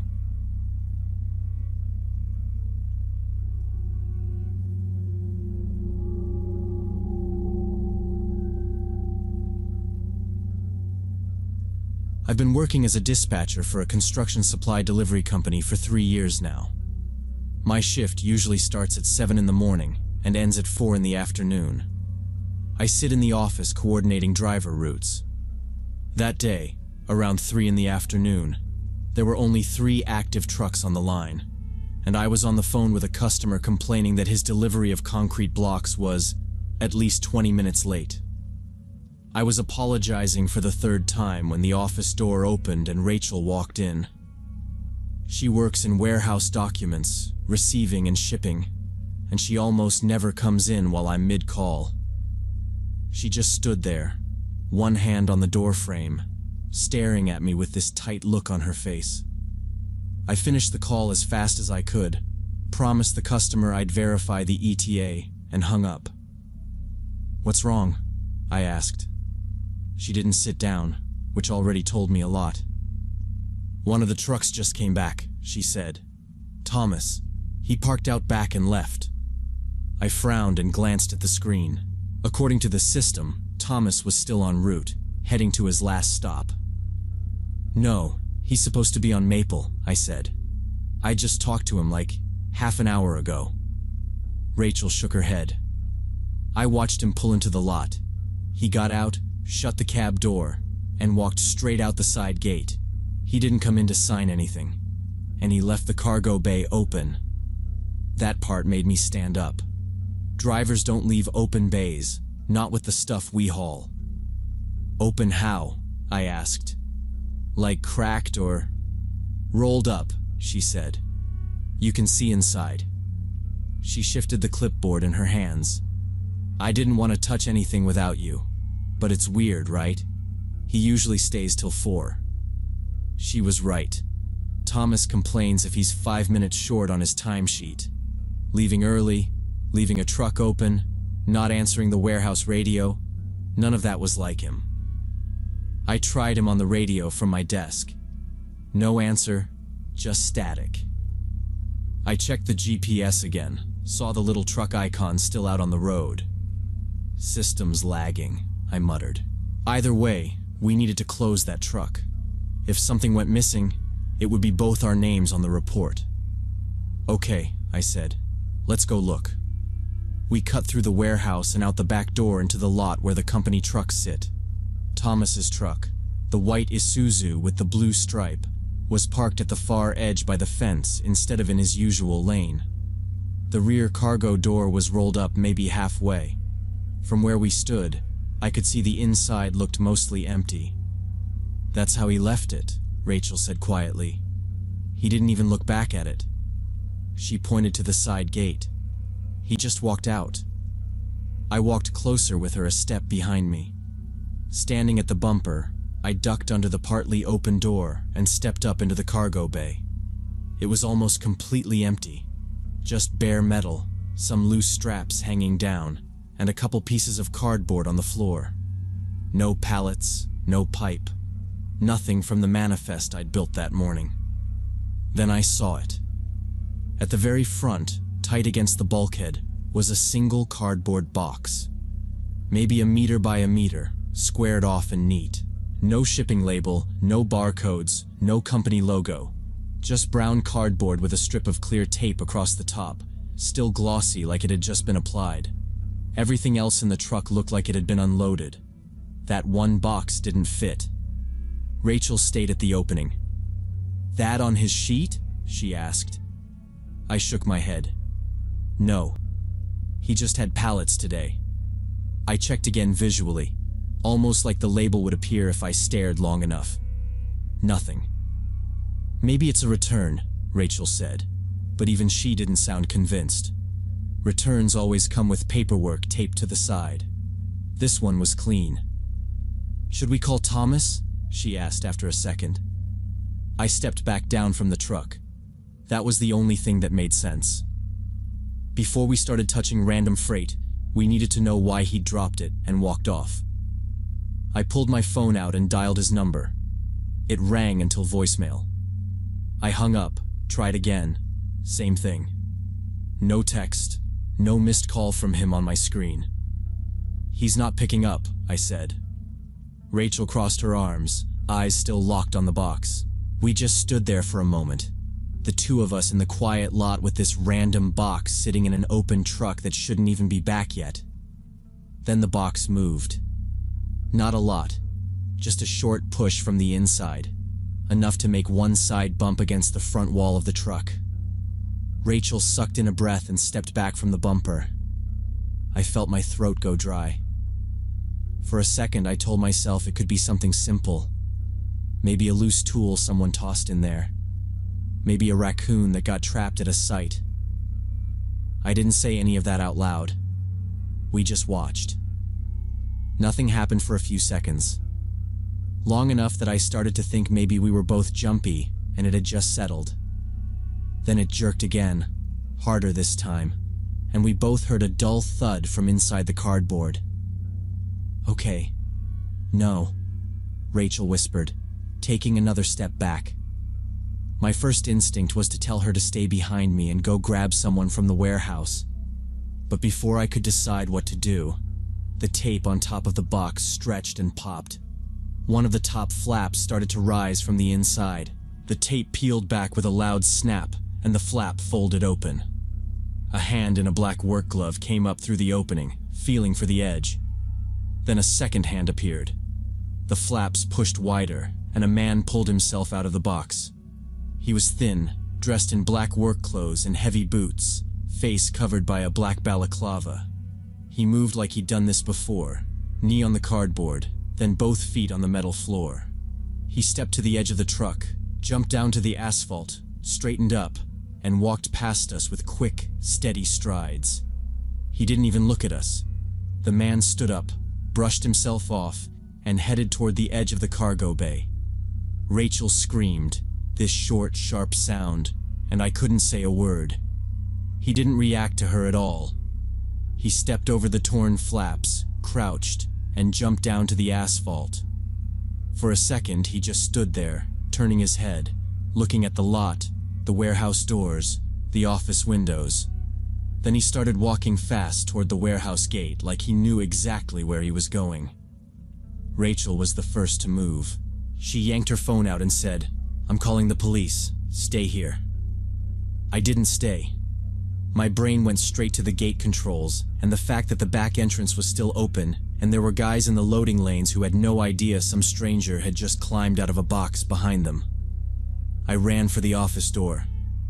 Behind me, I heard Rachel already talking to the dispatcher, giving our company name and address, saying, "There's a man.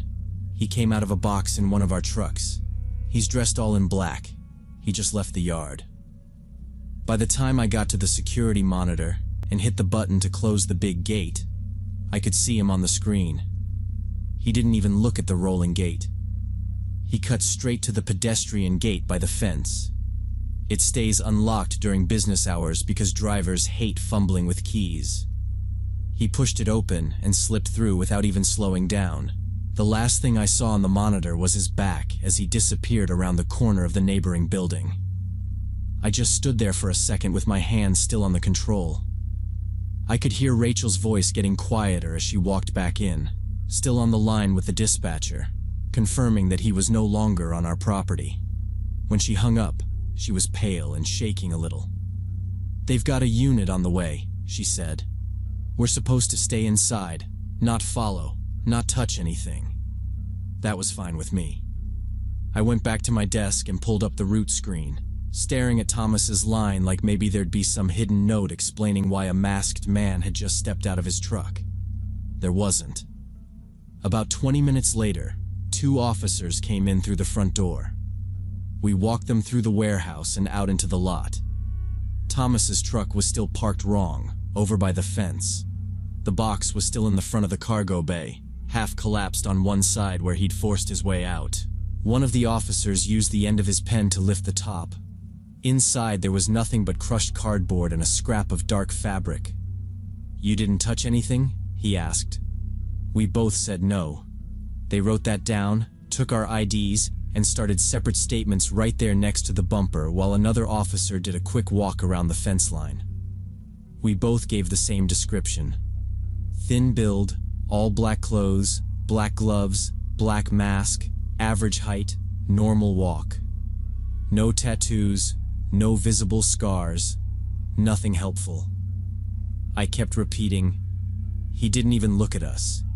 And one of the officers just nodded like he'd heard that 1,000 times. When they asked about cameras, I finally felt like we had something useful. I told them about the lot cameras, the ones on the warehouse doors, and the hallway inside. They asked to see the footage from that morning and from the last hour. Our manager came out, talked to them for a minute, then took one officer back to the little room where the DVR sits. While they were in there pulling clips, he finally managed to reach Thomas on his personal phone and told him to return to the office immediately. I stayed up front with the other officer, answering the same questions in slightly different ways, going over times, when we first saw the truck, when we first saw the box. Thomas showed up about 40 minutes later. Instead of coming through the yard like he usually did, he came in the front door and stopped as soon as he saw the uniforms. He looked like he'd aged 10 years. The officer asked him to come sit in the break room. I went too, because I'm dispatch and the truck is under my board. Thomas kept looking at me like he was trying to figure out how much I already knew. He started out playing dumb. He said he didn't know who the man was, didn't know what was in the box, thought it was just extra cargo headed back to the warehouse. After a few minutes of questions, he finally dropped that. He rubbed his forehead and said, "Okay, look, it was this guy this morning. He was waiting by the outer gate, said he needed a package brought back here, offered me 300 cash. He said the guy told him it was equipment parts for someone in the warehouse, that the paperwork had gotten messed up and it would save everybody time if Thomas just threw it on his truck." Thomas admitted the guy helped him load the box into the back before he left on his first run. No paperwork, no signatures, nothing in our system. Thomas told himself it was harmless side work because the destination was the same as the company route and nobody would get hurt. On his way back in that afternoon, the same man called his cell. According to Thomas, the instructions were simple. Park the truck, leave the cargo bay door open, walk out like normal, and someone from maintenance would take it from there and hand him the money later. While Thomas was talking, the officer who'd been in the camera room came in with a USB stick and sat down. He said they had clear footage of the man by the outer fence in the morning talking to Thomas, then later waiting by the side of the lot and watching the truck pull in, and then climbing out of the box and heading for the gate. They also had traffic cam footage from the street showing the same clothing and build leaving our block. The officers told us what they thought the plan had been. The man in the box was supposed to ride in unnoticed, stay hidden in the truck until after closing, then get out inside the fenced yard and let his partner in through the gate or a side door. With nobody around, they could clean out the more expensive power tools and whatever else they wanted and be gone before anyone came in the next morning. Because Thomas cut his route a little short and Rachel noticed the truck parked wrong, the guy had to come out early and bail. The police took copies of the footage, our statements, and Thomas's full story. For the next few days, the whole warehouse felt on edge. Drivers were suddenly very careful about who they talked to at the gate, and our manager started locking the pedestrian gate unless someone was actively using it. A few days later, he called me and Rachel into his office and told us the detectives had matched the man in black to prior cases and found his partner from other cameras near our street. They picked up the masked guy first, and then the man who had approached Thomas at the gate. Both men were detained within a few days.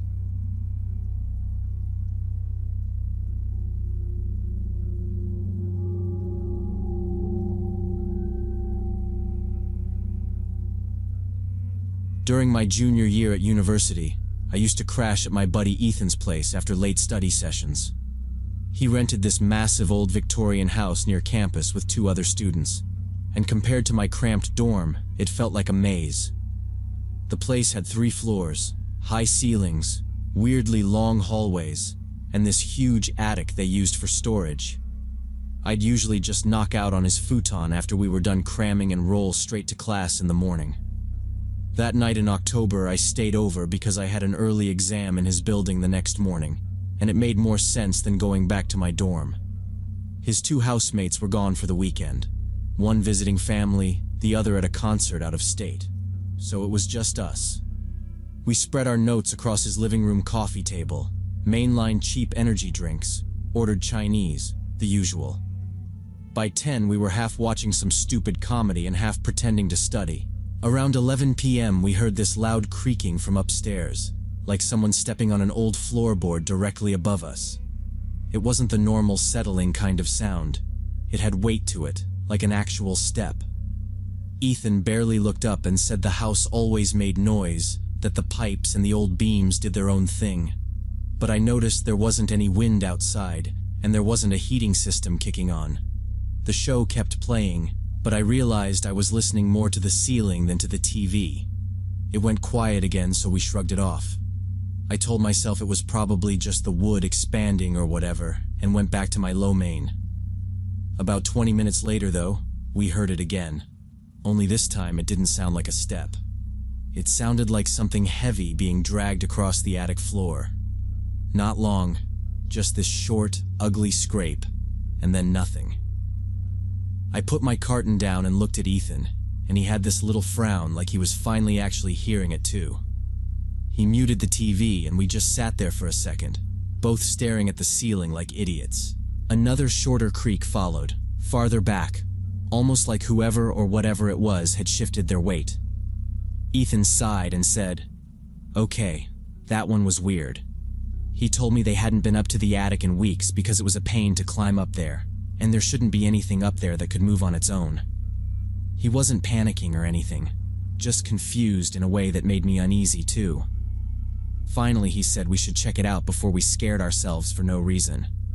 It wasn't some macho thing. We both just wanted to rule out a raccoon or someone breaking in. The attic entrance was on the 3rd floor at the end of a narrow hallway, one of those fold-down ladder things with wooden steps. We went up the stairs together, not talking much, and Ethan pulled the cord on the hatch. The ladder unfolded with this loud clatter that made me jump more than I want to admit. He turned on his phone flashlight and we climbed up slowly, him first, me right behind holding onto the sides. The attic was this massive, unfinished space with exposed beams and a thick layer of dust everywhere. There were old boxes, broken furniture, a couple of bikes with flat tires, random junk left by previous tenants stacked in uneven piles. My socks picked up grit with every step. Ethan swept the light around in a slow circle, but he didn't see anything that looked freshly moved or out of place. No broken window, no obvious animal, no sign of someone hiding. The air felt still and stale.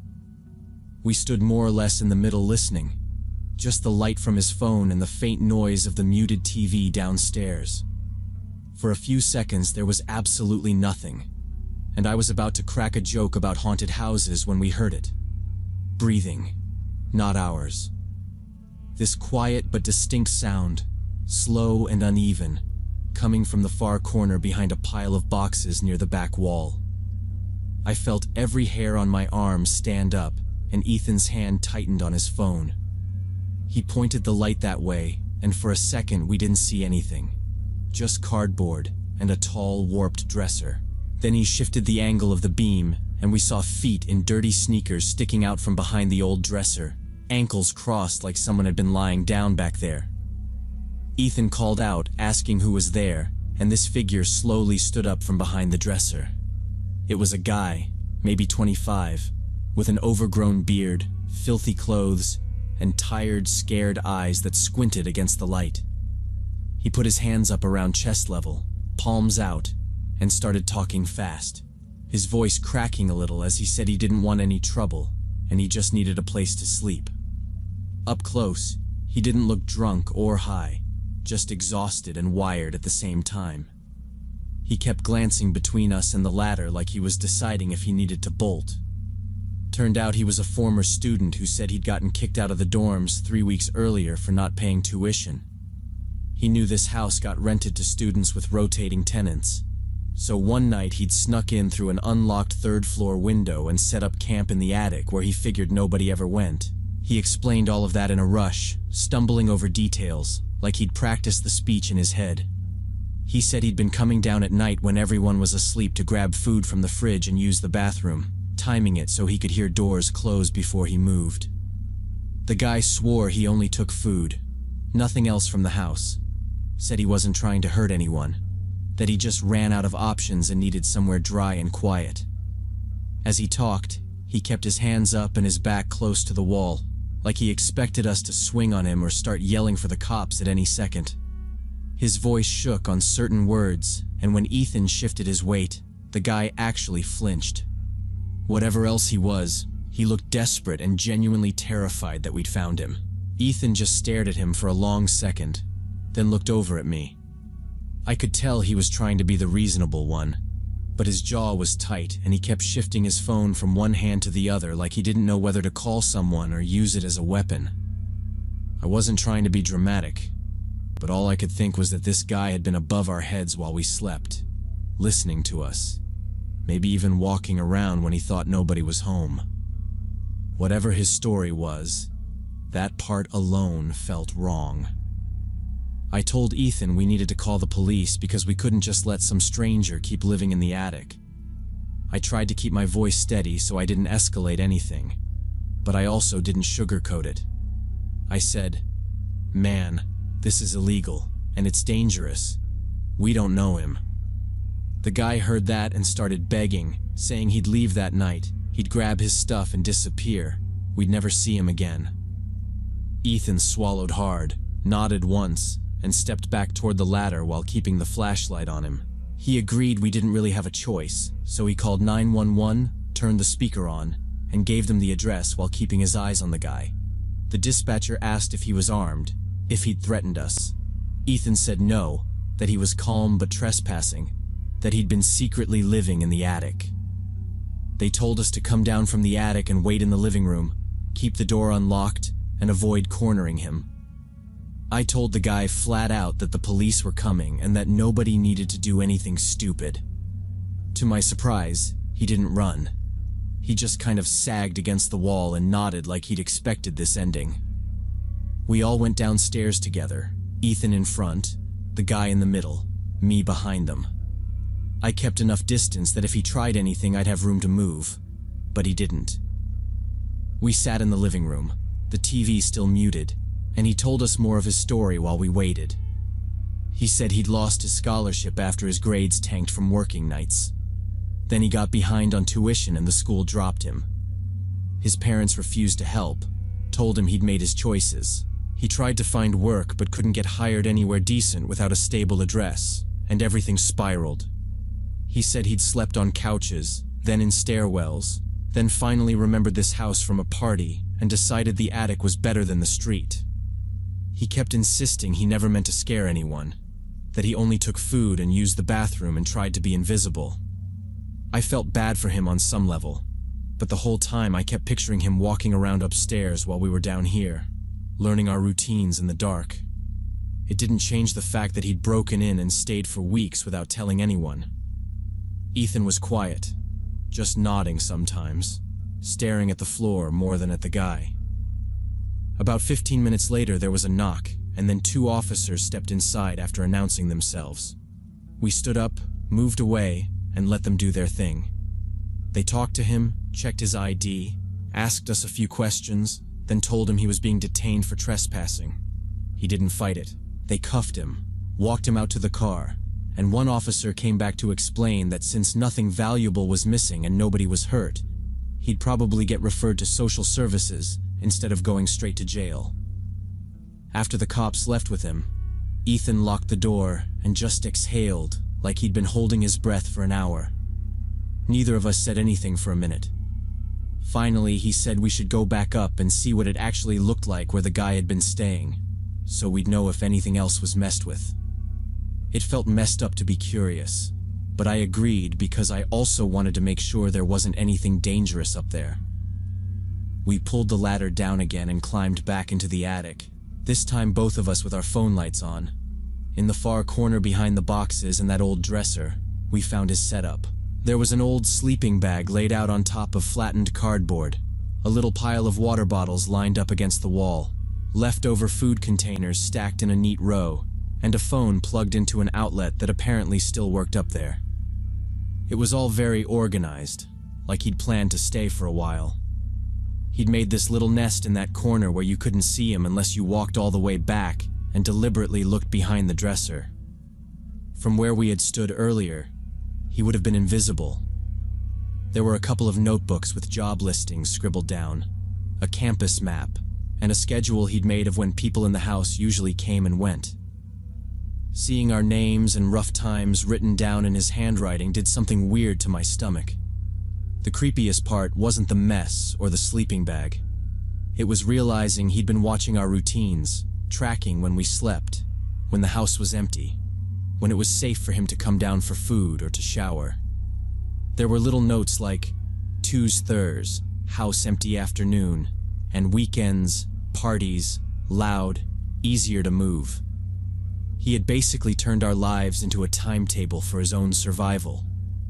We went back downstairs, shut the attic, and Ethan installed temporary latches on the ladder that night, real locks on it, and on all the third-floor windows the next day. Neither of us slept more than an hour. For weeks after, every creak made me tense up, and I kept catching myself staring at the ceiling, imagining footsteps.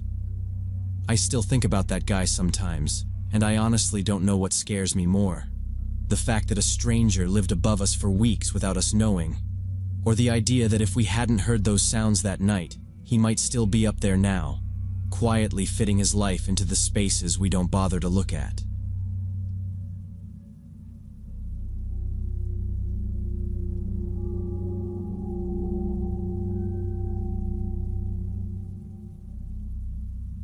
When I saw the lock-picking tools spread across his floor, I knew we'd stayed at that motel way too long.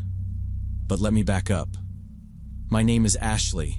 I was 28 at the time, working as a regional manager for a chain of gas stations.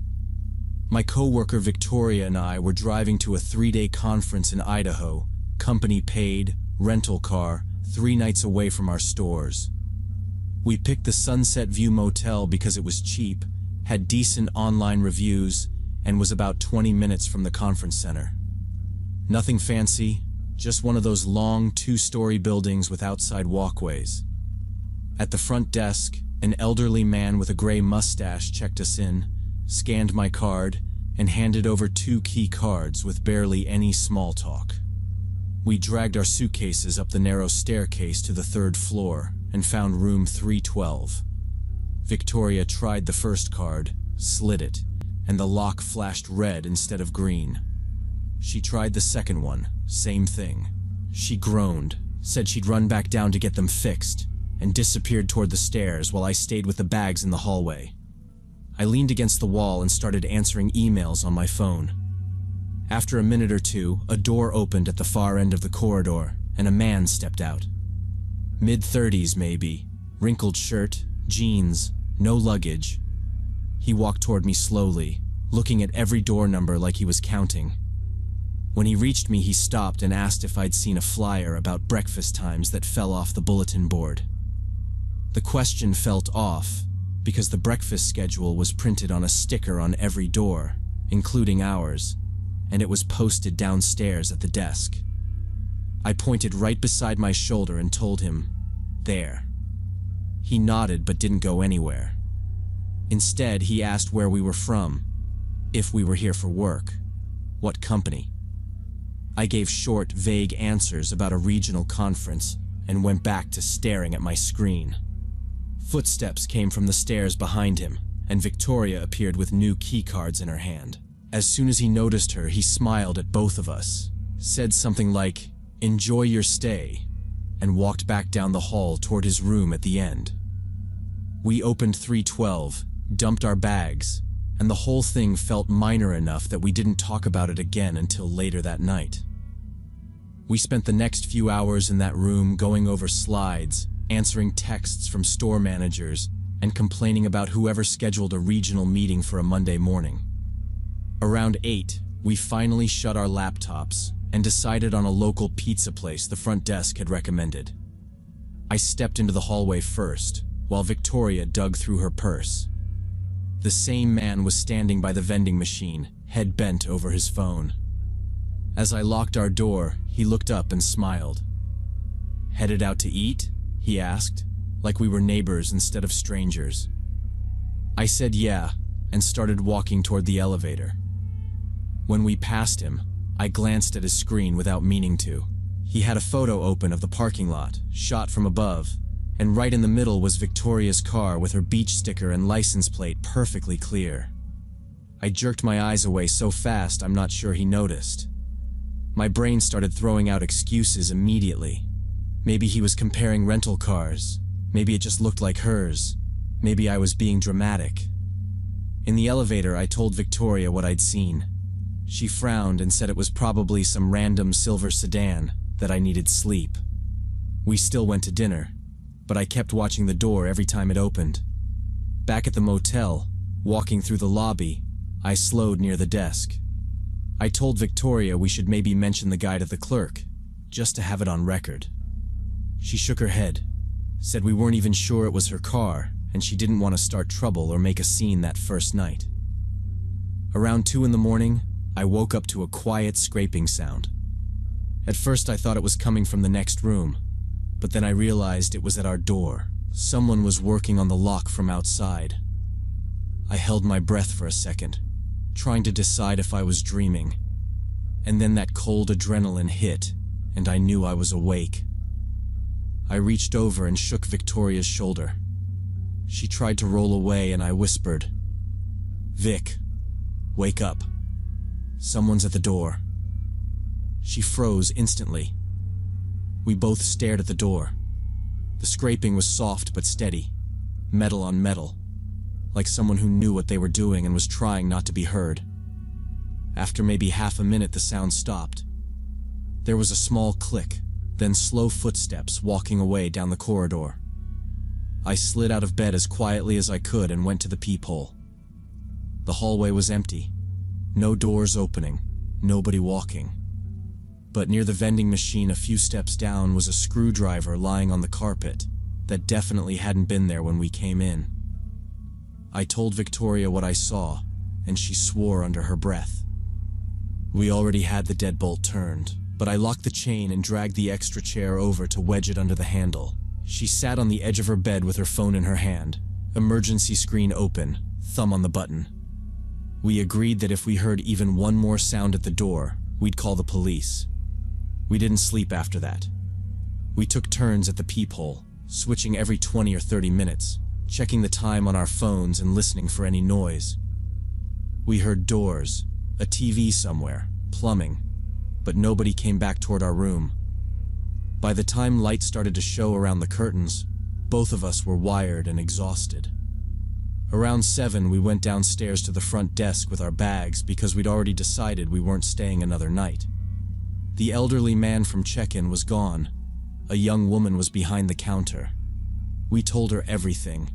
The guy with the breakfast question, the photo of our car, the scraping at the door, the screwdriver on the floor. Her whole expression changed. She picked up the phone and called their security.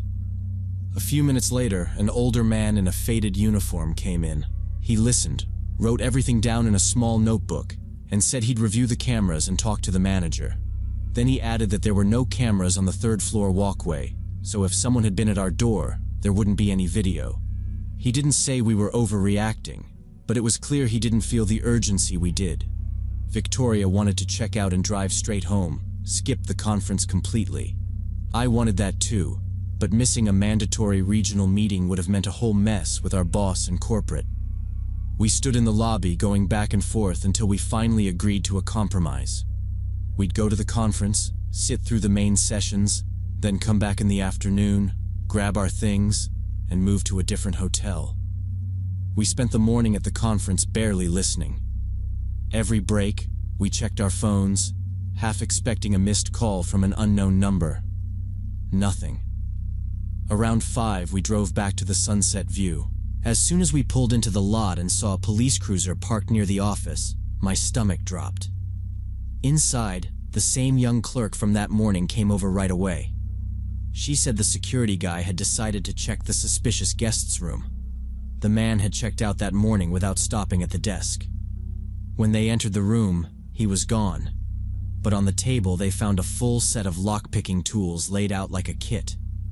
She said they also found printed photographs of the parking lot, several of them, with close-ups of different license plates, including Victoria's car. On the nightstand, there was a notepad with a list of room numbers in blocky handwriting. Our room, 312, was in the middle of the list and underlined twice. Next to it was a folded state map with small marks along the highway, lined up with other motels.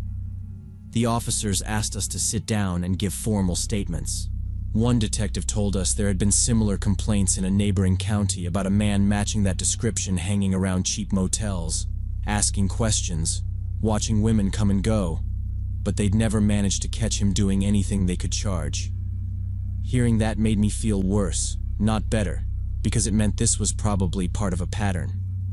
The motel refunded all our money on the spot and offered us a free room at another property in their chain, but we both refused immediately. We booked a room at a big hotel downtown, paid triple what Sunset View cost, and still double-checked the lock 3 times before we tried to sleep. I still don't know exactly what that man had planned, why our room number was underlined on his list, or what would have happened if I hadn't woken up to that scraping at the door. But every time I picture that screwdriver on the carpet, I'm just glad we took it seriously instead of telling ourselves it was nothing.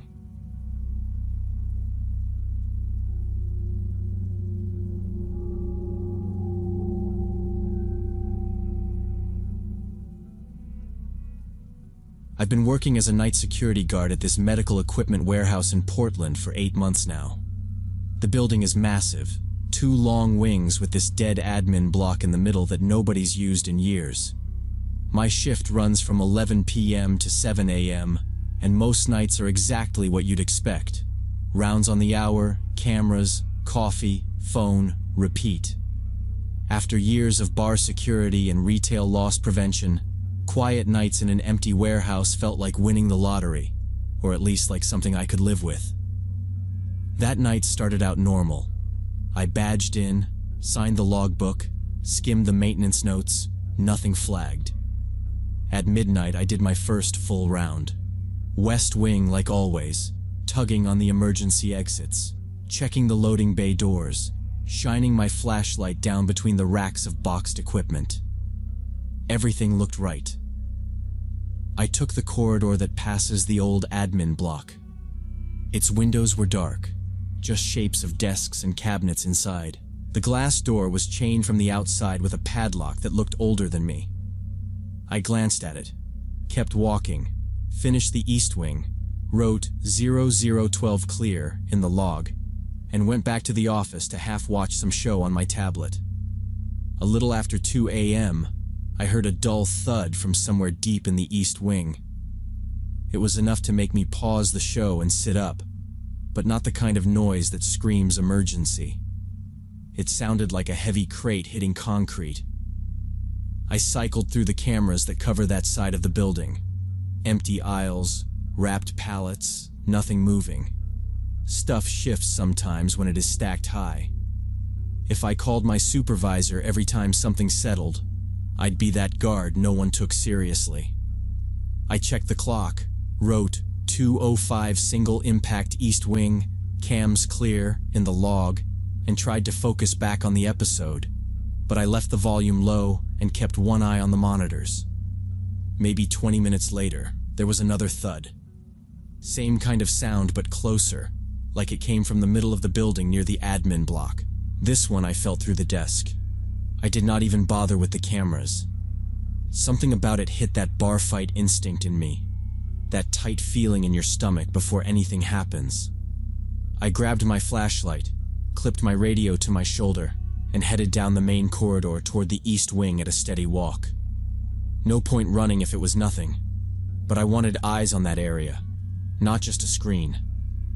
Out on the floor, I checked the exterior doors. The alarm panels showed armed and the handles were solid when I pulled on them. Then I walked the aisle beside the admin block, sweeping my light between the shelves. No movement. On my way back, I glanced at the glass door and saw the chain hanging low, padlock on the floor in 2 pieces. I stayed to the side of the glass, lit up the frame, saw no pry marks and no broken glass. Inside, I could see desks and chairs, nothing moving. Protocol says call police for a break-in, but that lock had looked ready to die since I started. The break was jagged, not clean. I told myself it could have rusted through, took a quick photo for the report, logged the time, and headed back to the front. Back in the chair, it was pushing about 3 a.m. I pulled up the cameras facing the admin block, watched each for a few seconds, and still saw nothing at all. I was reaching for the logbook when bright headlights washed across the front lot. A white delivery van rolled through the gate, went past the loading dock, and stopped at the main entrance. We do not get deliveries at 3 a.m. The driver climbed out in a blue uniform jacket with a clipboard and walked straight to the glass doors to knock. I walked to the panel, kept my key card in my hand, and without unlocking anything, pressed the intercom button and spoke into it. He said he had an urgent medical delivery and needed a signature. I told him I only accept deliveries during business hours, and he'd have to come back in the morning. He stared at me through the glass for a few seconds, like he was trying to read me, then nodded and walked back to his van. I watched him get in, but instead of pulling out, he turned off the headlights and just sat there. I went back to the monitors and pulled up the front lot camera. The van was a dark lump at the edge of the frame. I watched him take his phone out, put it to his ear, and start talking. He wasn't waving his arms around or anything, just calm, steady, like he had all night. That bothered me. Couriers are always in a rush. They drop, they sign, they go. They don't sit in a dark parking lot at 3 in the morning having a long phone call. After a few minutes of watching the timer in the corner of the screen tick along, my stomach felt heavy. I thought about calling my supervisor, but I already knew what he'd say. If he tries a door, call the cops. Otherwise, just log it. I didn't want to be the guard who called 911 over a guy sitting in a van, but I also didn't like the idea of losing track of him if he moved to the back of the building. The cameras near the loading docks aren't great. I told myself if anything else felt wrong, I'd call 911 first and explain to my boss later. For now, I wanted eyes on the outside. I grabbed my jacket, clipped my radio, and went out through the side service door to walk the perimeter. I made sure the door locked behind me, then started along the fence line, staying close to the building. One hand rested on the pepper spray at my belt. I only used my flashlight when I was right at a door or gate. I didn't want to light myself up more than I had to. Somewhere on the far side, I could hear an engine idling, low and steady. With the echo off the concrete, I couldn't tell where it was at first. When I turned the corner by the east wing, I saw it. A second van was backed up near the loading dock. Lights off, engine still running. Two men were getting out of the back with flashlights. They were talking quietly, the way people do when they expect someone might hear them. One was the same courier from the front door in the blue jacket. The other was taller, in a dark hoodie with the hood up. They shut the rear doors and started walking straight toward the same side door I had just used, like they'd been heading for it the whole time. I did a quick calculation in my head. Two of them, one of me, no weapon except spray, no backup close. Going back toward them to get inside felt like stepping right into their path. I turned away from the building and cut across the asphalt toward the front lot, trying to move fast without my boots slamming against the ground. I was almost past the corner when my foot dropped into a pothole. I forget about every single shift. My ankle rolled and I went down hard on both knees. My phone flew out of my pocket and hit the ground with a loud crack. Both men spun toward the sound and their flashlights hit me at the same time. In the beams, I saw the courier's face and the hood pulled low over the taller guy's eyes. The taller one shouted something short and angry, and they started moving faster in my direction. That was enough for me. I scrambled up, grabbed my phone without even looking at it, and sprinted for my car in the main lot. Going back to the door wasn't an option. If they got between me and that entrance, I'd be trapped between them and a locked building. The parking lot felt huge while I was running, but I just kept my eyes on my car. I hit the unlock button until the lights flashed, yanked the door open, and threw myself inside. I slammed the lock down and slid low in the seat. My hands were shaking so hard it took 2 tries to get the dial screen to come up, but I got 911 on speaker and told the dispatcher there were 2 men, possible break-in in progress, that I was locked in my car outside the warehouse. I kept watching the mirrors while I talked, waiting to see someone running toward me, but no one appeared. 12 minutes later, the first patrol cars rolled in. It felt longer, but they came. By the time the lights swept across the lot, both vans were gone. The officers checked my ID, made sure I was steady enough to walk, then had me go with them while they cleared the building. When we got to the admin block service entrance, the side that almost never gets used, we found scattered tools, cut wire, and a broken length of chain on the concrete. The lock had fresh marks, and the alarm line that runs through that frame had been pulled out. They'd been working on getting in through the old admin block so they could bypass most of the main warehouse sensors. Later, sitting back at my desk, giving my statement with my knees throbbing and the adrenaline gone, it really sank in that the first courier was just there to test me, to see if I was alone, how quickly I reacted, if I'd hesitate to call for help, if I had ignored that first noise in the east wing, or told myself I was just being jumpy and stayed in my chair instead of walking the perimeter when I did. They probably would have been inside the building while I sat there half watching my show, and I honestly don't want to think too hard about what they would have decided to do with me once I stopped being useful.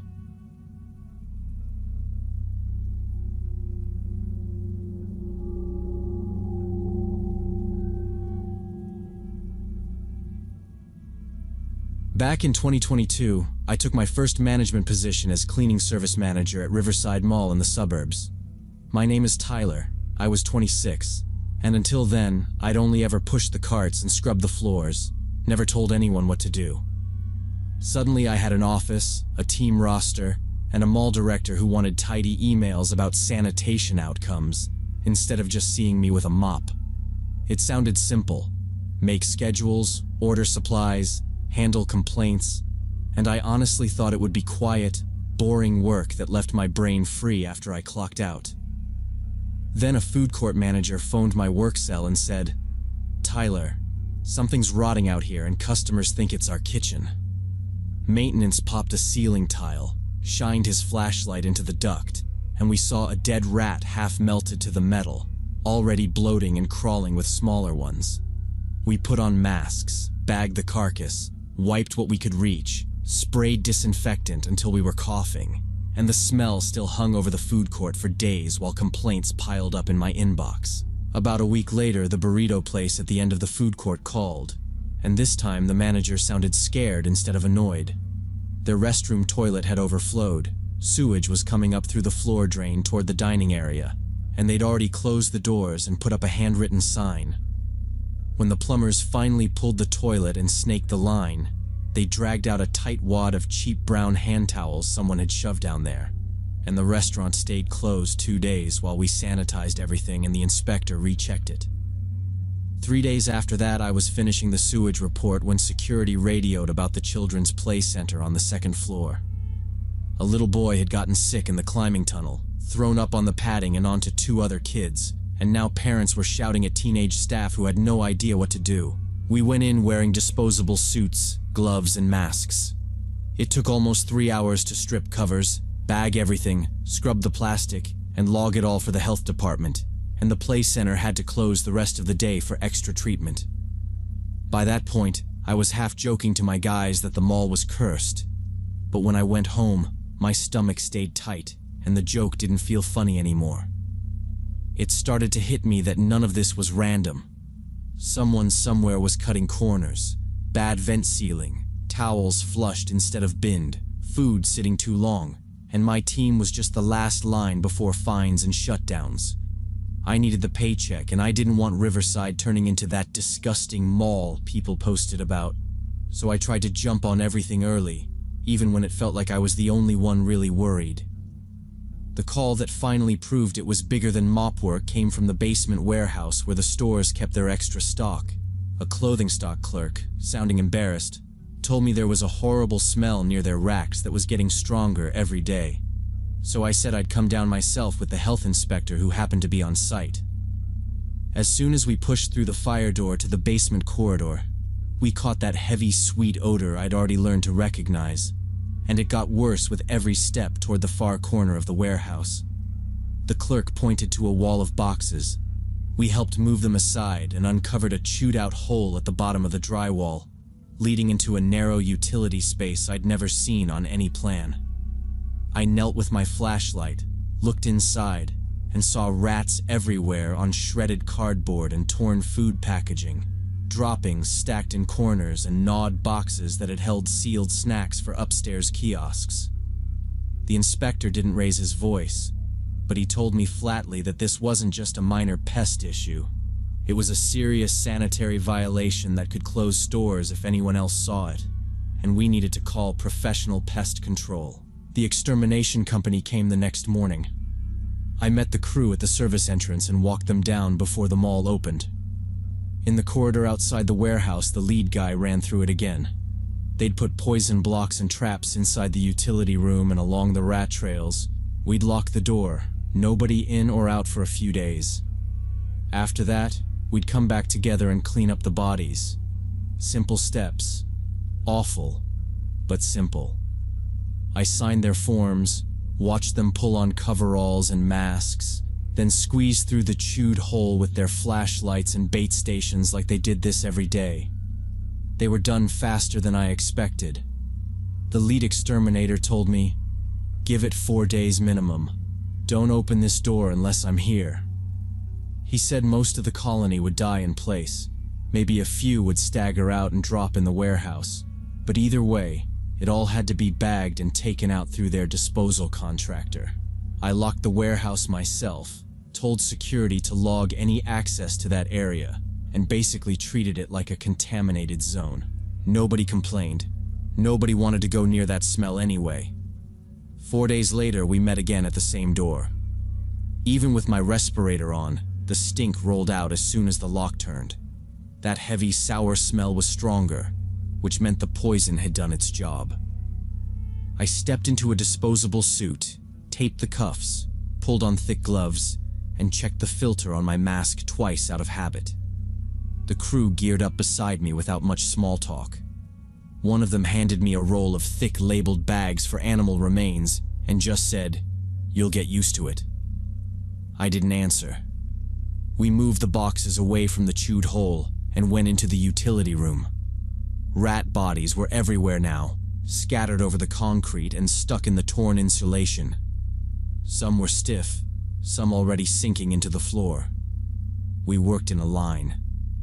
I'd scoop with a flat shovel. Another guy held the bag, sealed it, slid it toward the door. Nobody talked unless it was stuff like, "Careful, step there," or "That one's soft." I tried to treat them like trash, not animals. Scoop, lift, drop, seal, move. Sometimes the shovel slid under something that gave too easily, and I knew it was half rotten, stuck down. Those we scraped. I kept my eyes on the shovel blade instead of the bodies, just enough to see where I was putting it. It was mechanical, but my stomach was tight the whole time. In the far corner, I saw a huge rat on its side, at least twice the size of the others. It was lying in dried foam and mess near the wall. I told myself, just get it in the bag and move on. I bent down, slid the shovel under its belly, and the second the metal touched it, the whole body jerked.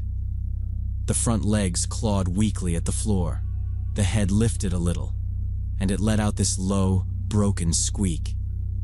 I jumped back so hard I hit the wall, almost dropping the shovel.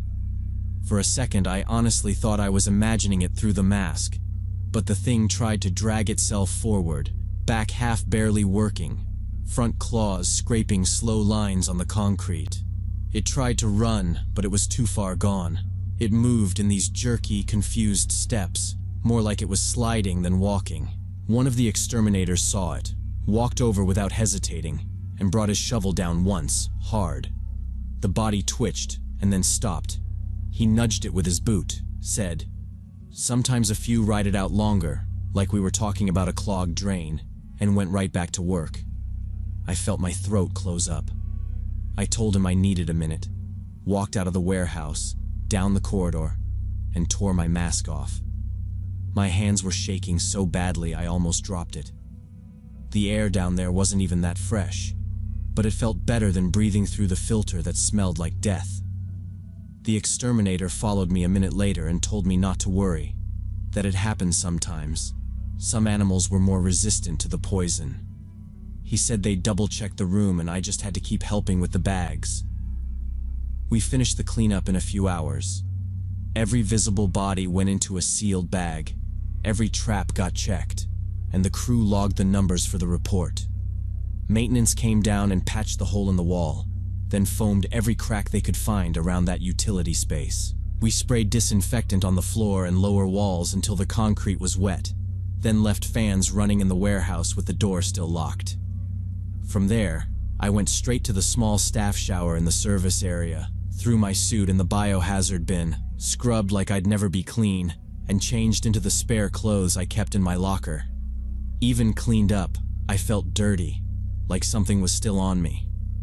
That night, a few hours after I got home, I started feeling off. Chills, slight fever, headache that wouldn't go away. It kept climbing, and I couldn't stop thinking about that room, about the shovel scraping, about the one that was still alive. I went to urgent care the next morning. The doctor checked me over, listened to the story, and didn't like the part about the rats and the possible contact. He put me on antibiotics, told me to monitor the fever, and strongly suggested I start a rabies vaccination series just in case, even though the risk was low. Getting those shots drove it home that I'd pushed my luck. I was on sick leave for a week. Lying there, sweating and checking my temperature and answering work emails I didn't care about, I kept replaying the warehouse in my head and realized I didn't want this job anymore. Not just the gross parts, but the constant feeling that I was one mistake away from something serious, and that nobody up the chain cared as long as the mall stayed open. When I finally went back, I did the handover, filed the last reports, and then walked into the manager's office and gave my resignation. A month later, I was working in an IT company office, dealing with broken printers and password resets instead of rat colonies, and it was the best decision of my life.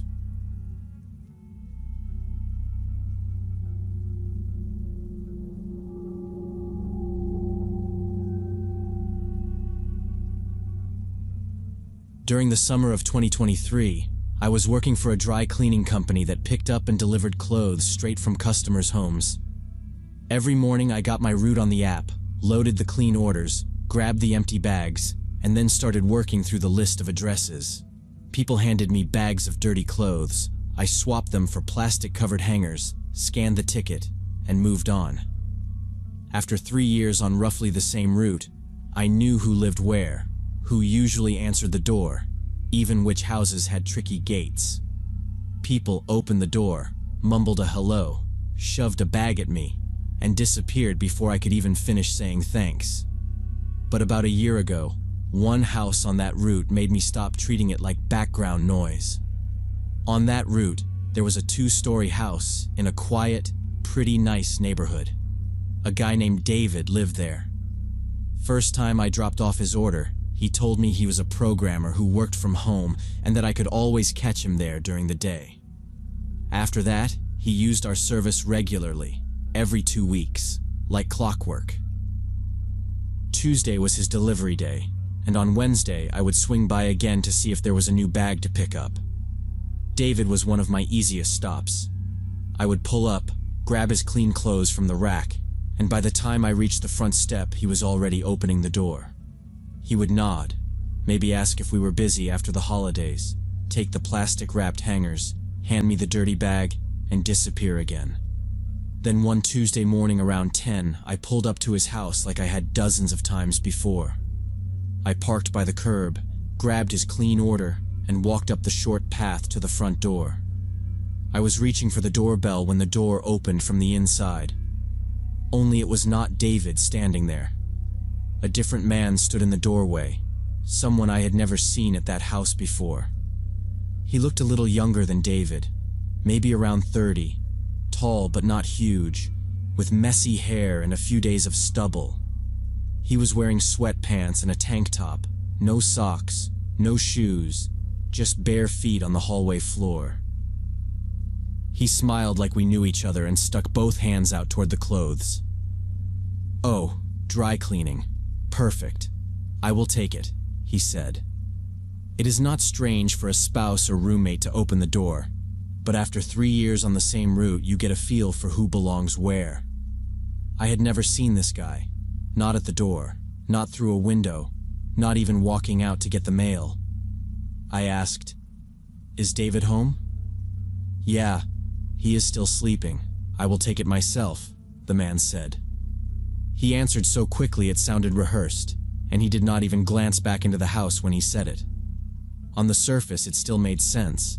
Maybe he was a brother staying over or a new roommate, and honestly, it was not my business. My job is to hand over clean clothes, take the dirty ones, and get to the next address. So I gave him the bag with David's clean things. He took it, turned his shoulders so he filled most of the doorway, said, "Thanks," and stepped back inside. The next morning, Wednesday, my route put me back in that same neighborhood. Even when a customer skips a pickup, I usually swing by their place the next day in case they forgot to put the bag out. David was one of those customers, so I parked in the same spot and walked up his path again with empty hands. There was no bag on the step and no note taped to the door. I was lifting my hand to knock when the handle turned and the door opened again. The same man from the day before stood there, this time in jeans and a plain t-shirt, still barefoot. He said, "No items for cleaning today," and closed the door. I drove off that Wednesday, but the stop at David's place stayed in my head. Usually I forget a house as soon as I pull away, but I kept seeing that barefoot guy at his door. No extra car in his driveway, no mention of a roommate, and I remembered him saying he liked living alone so he could work in peace. I told myself it was nothing and finished my route. On Friday morning, my manager called between stops, so I pulled over. She asked, "Did you pick up or drop off for David this week?" I told her I had dropped his clean order on Tuesday, but he never gave me a dirty bag, and Wednesday there was nothing out. She said David had called, saying he had not gotten clean items in weeks. I told her, "I have been delivering. Some guy has been taking the clothes at the door." I described a younger man I had seen twice, messy hair, unshaven, casual clothes, barefoot. She went quiet and put me on hold to speak with David herself. When she came back, her voice was tight. "He says he lives alone, no guests, and he has no idea who you are talking about. He also says he has not seen you in weeks. Some other guy has been opening the door, so he thought we changed drivers."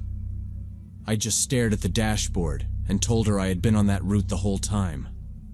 We both realized this was not a simple mistake and that someone else had access to his house. She told me to meet her at David's place in an hour so we could sort it out together.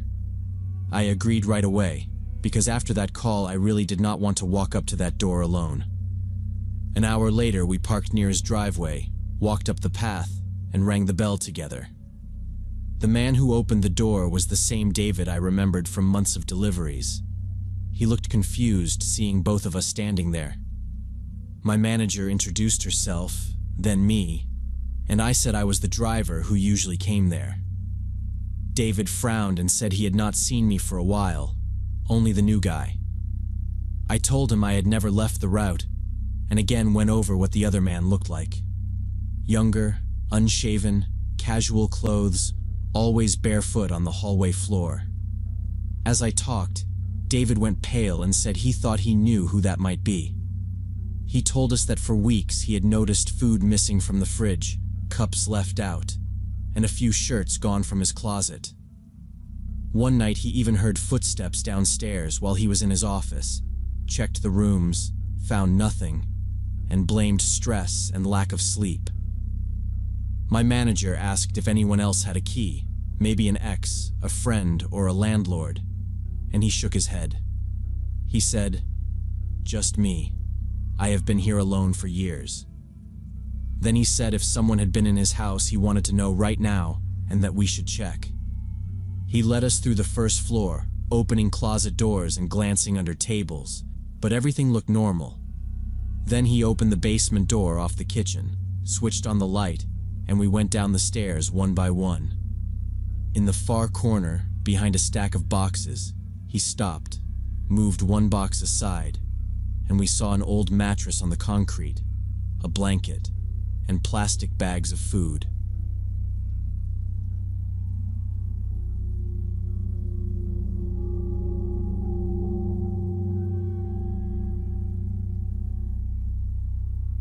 About 20 years ago now, actually last August, I took a job house sitting at a country yacht club on the outskirts of Seattle. I was 30, a freelance photographer between longer contracts, and I'd been quietly freaking out about money and work for a while. The club belonged to a wealthy family who'd hired me before to shoot birthdays and charity parties, so when they said they were going to Europe for 3 weeks and needed someone to live on site and keep an eye on things, it sounded like an easy yes. Off-season, the club was closed, no guests, just me on the property, good pay, and free housing. My cottage was the old caretaker's place on a low hill above the docks. 1 bedroom, tiny kitchen, a desk they'd dragged in for me. From the sink window, I could see the whole layout. The big main building with the restaurant and conference rooms, the long dock with the boats pulled out of service and tied under covers, a line of squat utility sheds, and the gravel drive down to the gate. The owners walked me through everything the day before they left, handed over a big ring of keys and a list of phone numbers, and repeated twice that nobody was expected on the property. "If someone shows up, call us or the police. Don't try to deal with it yourself," the husband said.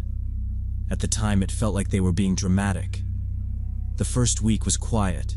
Mornings I'd unlock the main building, walk through the empty restaurant and offices, grab any mail from the small front desk, then set up my laptop in a conference room and edit old shoots. Around sunset, I'd walk along the water by the dock just to get away from my screen. There were no neighboring houses in sight, just trees and the faint sound of the road. So by the third or fourth night, I'd stopped noticing how alone I actually was. Little things stood out even before anything obvious happened. I noticed a plastic chair on the restaurant's back deck sitting a little off from where I remembered it, and another morning the chain on the front gate was looped through a different link. I told myself it was wind, or that the groundskeeper had done something before he left, and I just hadn't registered it. When you spend all day alone, you start second-guessing your own memory, so I let it go. On the 8th day, coming back from my walk around 6 in the evening, I saw that the main building's front door was slightly open. It wasn't hanging wide, just enough that the latch hadn't caught. I was sure I'd locked it that morning and tried the handle, because I always did. For a minute I stood there listening for any kind of noise inside, then felt ridiculous and went up the steps. I nudged the door with my hand and it swung in. The lobby was dim but empty. I hit the main light switch, called out once, and walked through the first floor. Restaurant, bar, kitchen, little office.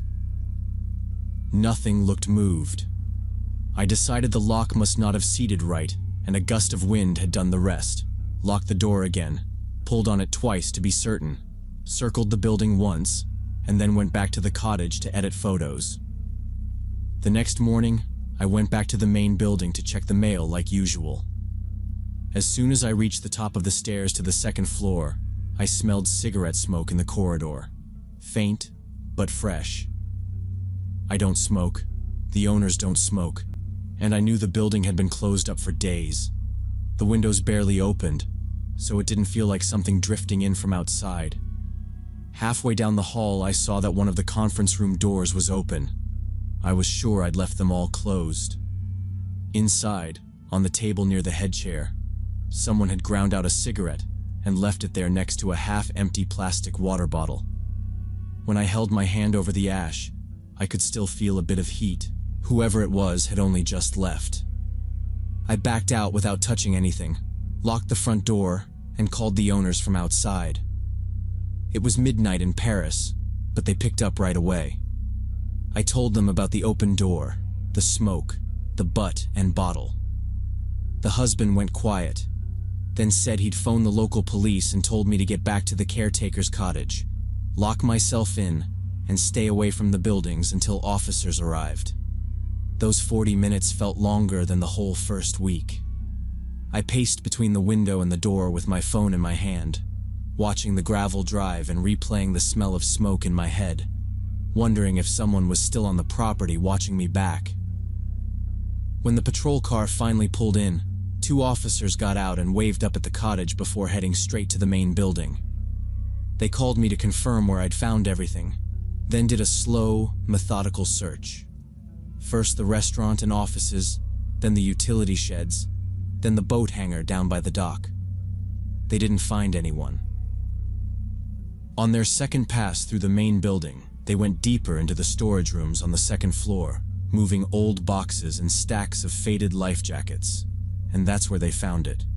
A rolled-up sleeping bag wedged behind the jackets, several empty cans, and a cheap flashlight. Someone had been sleeping there for at least a few nights. Right above the empty restaurant I kept walking through like it was mine. The officers said it was probably a homeless person who'd found their way onto the grounds off-season and decided the place was safer than the street. They installed a better lock on the main entrance and advised me to call if I saw anything suspicious. The next 2 days were quiet, and I tried to convince myself the guy was gone for good, and that the police and the new lock had scared him off. I worked, answered emails, and kept doing little circuits of the windows, checking the path and the docks like it was just another part of my routine. On the third day around noon, I was at the small table in the cottage sorting photos when I heard the sharp crash of breaking glass from the direction of the main building. I went straight to the window and saw that one of the side windows on the first floor was shattered, glass on the outside gravel, but I couldn't see anyone nearby. My hands started shaking as I called the police again and told the dispatcher someone had broken a window and I was alone on the property. While I waited, I stayed by the cottage window, a little off to the side so I wasn't standing there like a target, and just watched the big building. About 10 minutes later, when it was starting to feel like maybe I had imagined the sound, I saw a shadow pass fast across one of the second-floor windows.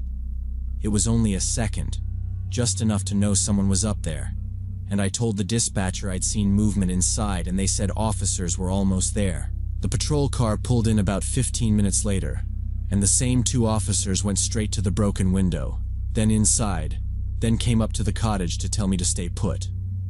They searched the main building, the utility sheds, and the boat hangar again, but found no one, and one officer pointed out the broken window faced the forest, so whoever it was had probably run that way when they heard the siren, and that it was almost certainly the same guy trying to get his hideout back. After they left, the quiet felt worse than before, because now I knew he was willing to smash his way in while I was there, not just sneak around when the place was empty. I barely slept that night and kept thinking about how he must have been watching me for days to know when I was relaxed and when I was distracted. By late morning the next day, I decided I couldn't just sit in the cottage waiting, so around 3 in the afternoon, I made a plan to pretend to leave. I packed my camera bag, walked out, slammed the cottage door louder than necessary, got in my car where he could see it, and drove out through the gate like I was done for the day. As soon as I could turn around on the road, I looped back, parked off in the trees by a small dirt track, locked the car, and walked quietly through the woods until I could see the buildings. I crouched in the bushes with my phone and camera ready, watching the side entrance of the main building and trying not to move while I waited. Around 5, I saw a door open and a man with a backpack walk toward my cottage. I zoomed in and took pictures while he tried the locked door, circled the cottage, and peered through my windows. When he started toward the dock, I immediately called the police and gave them his description. They caught him, said he'd been living there for weeks, showed me knife, and after the owners came I left and never did isolated caretaker work again.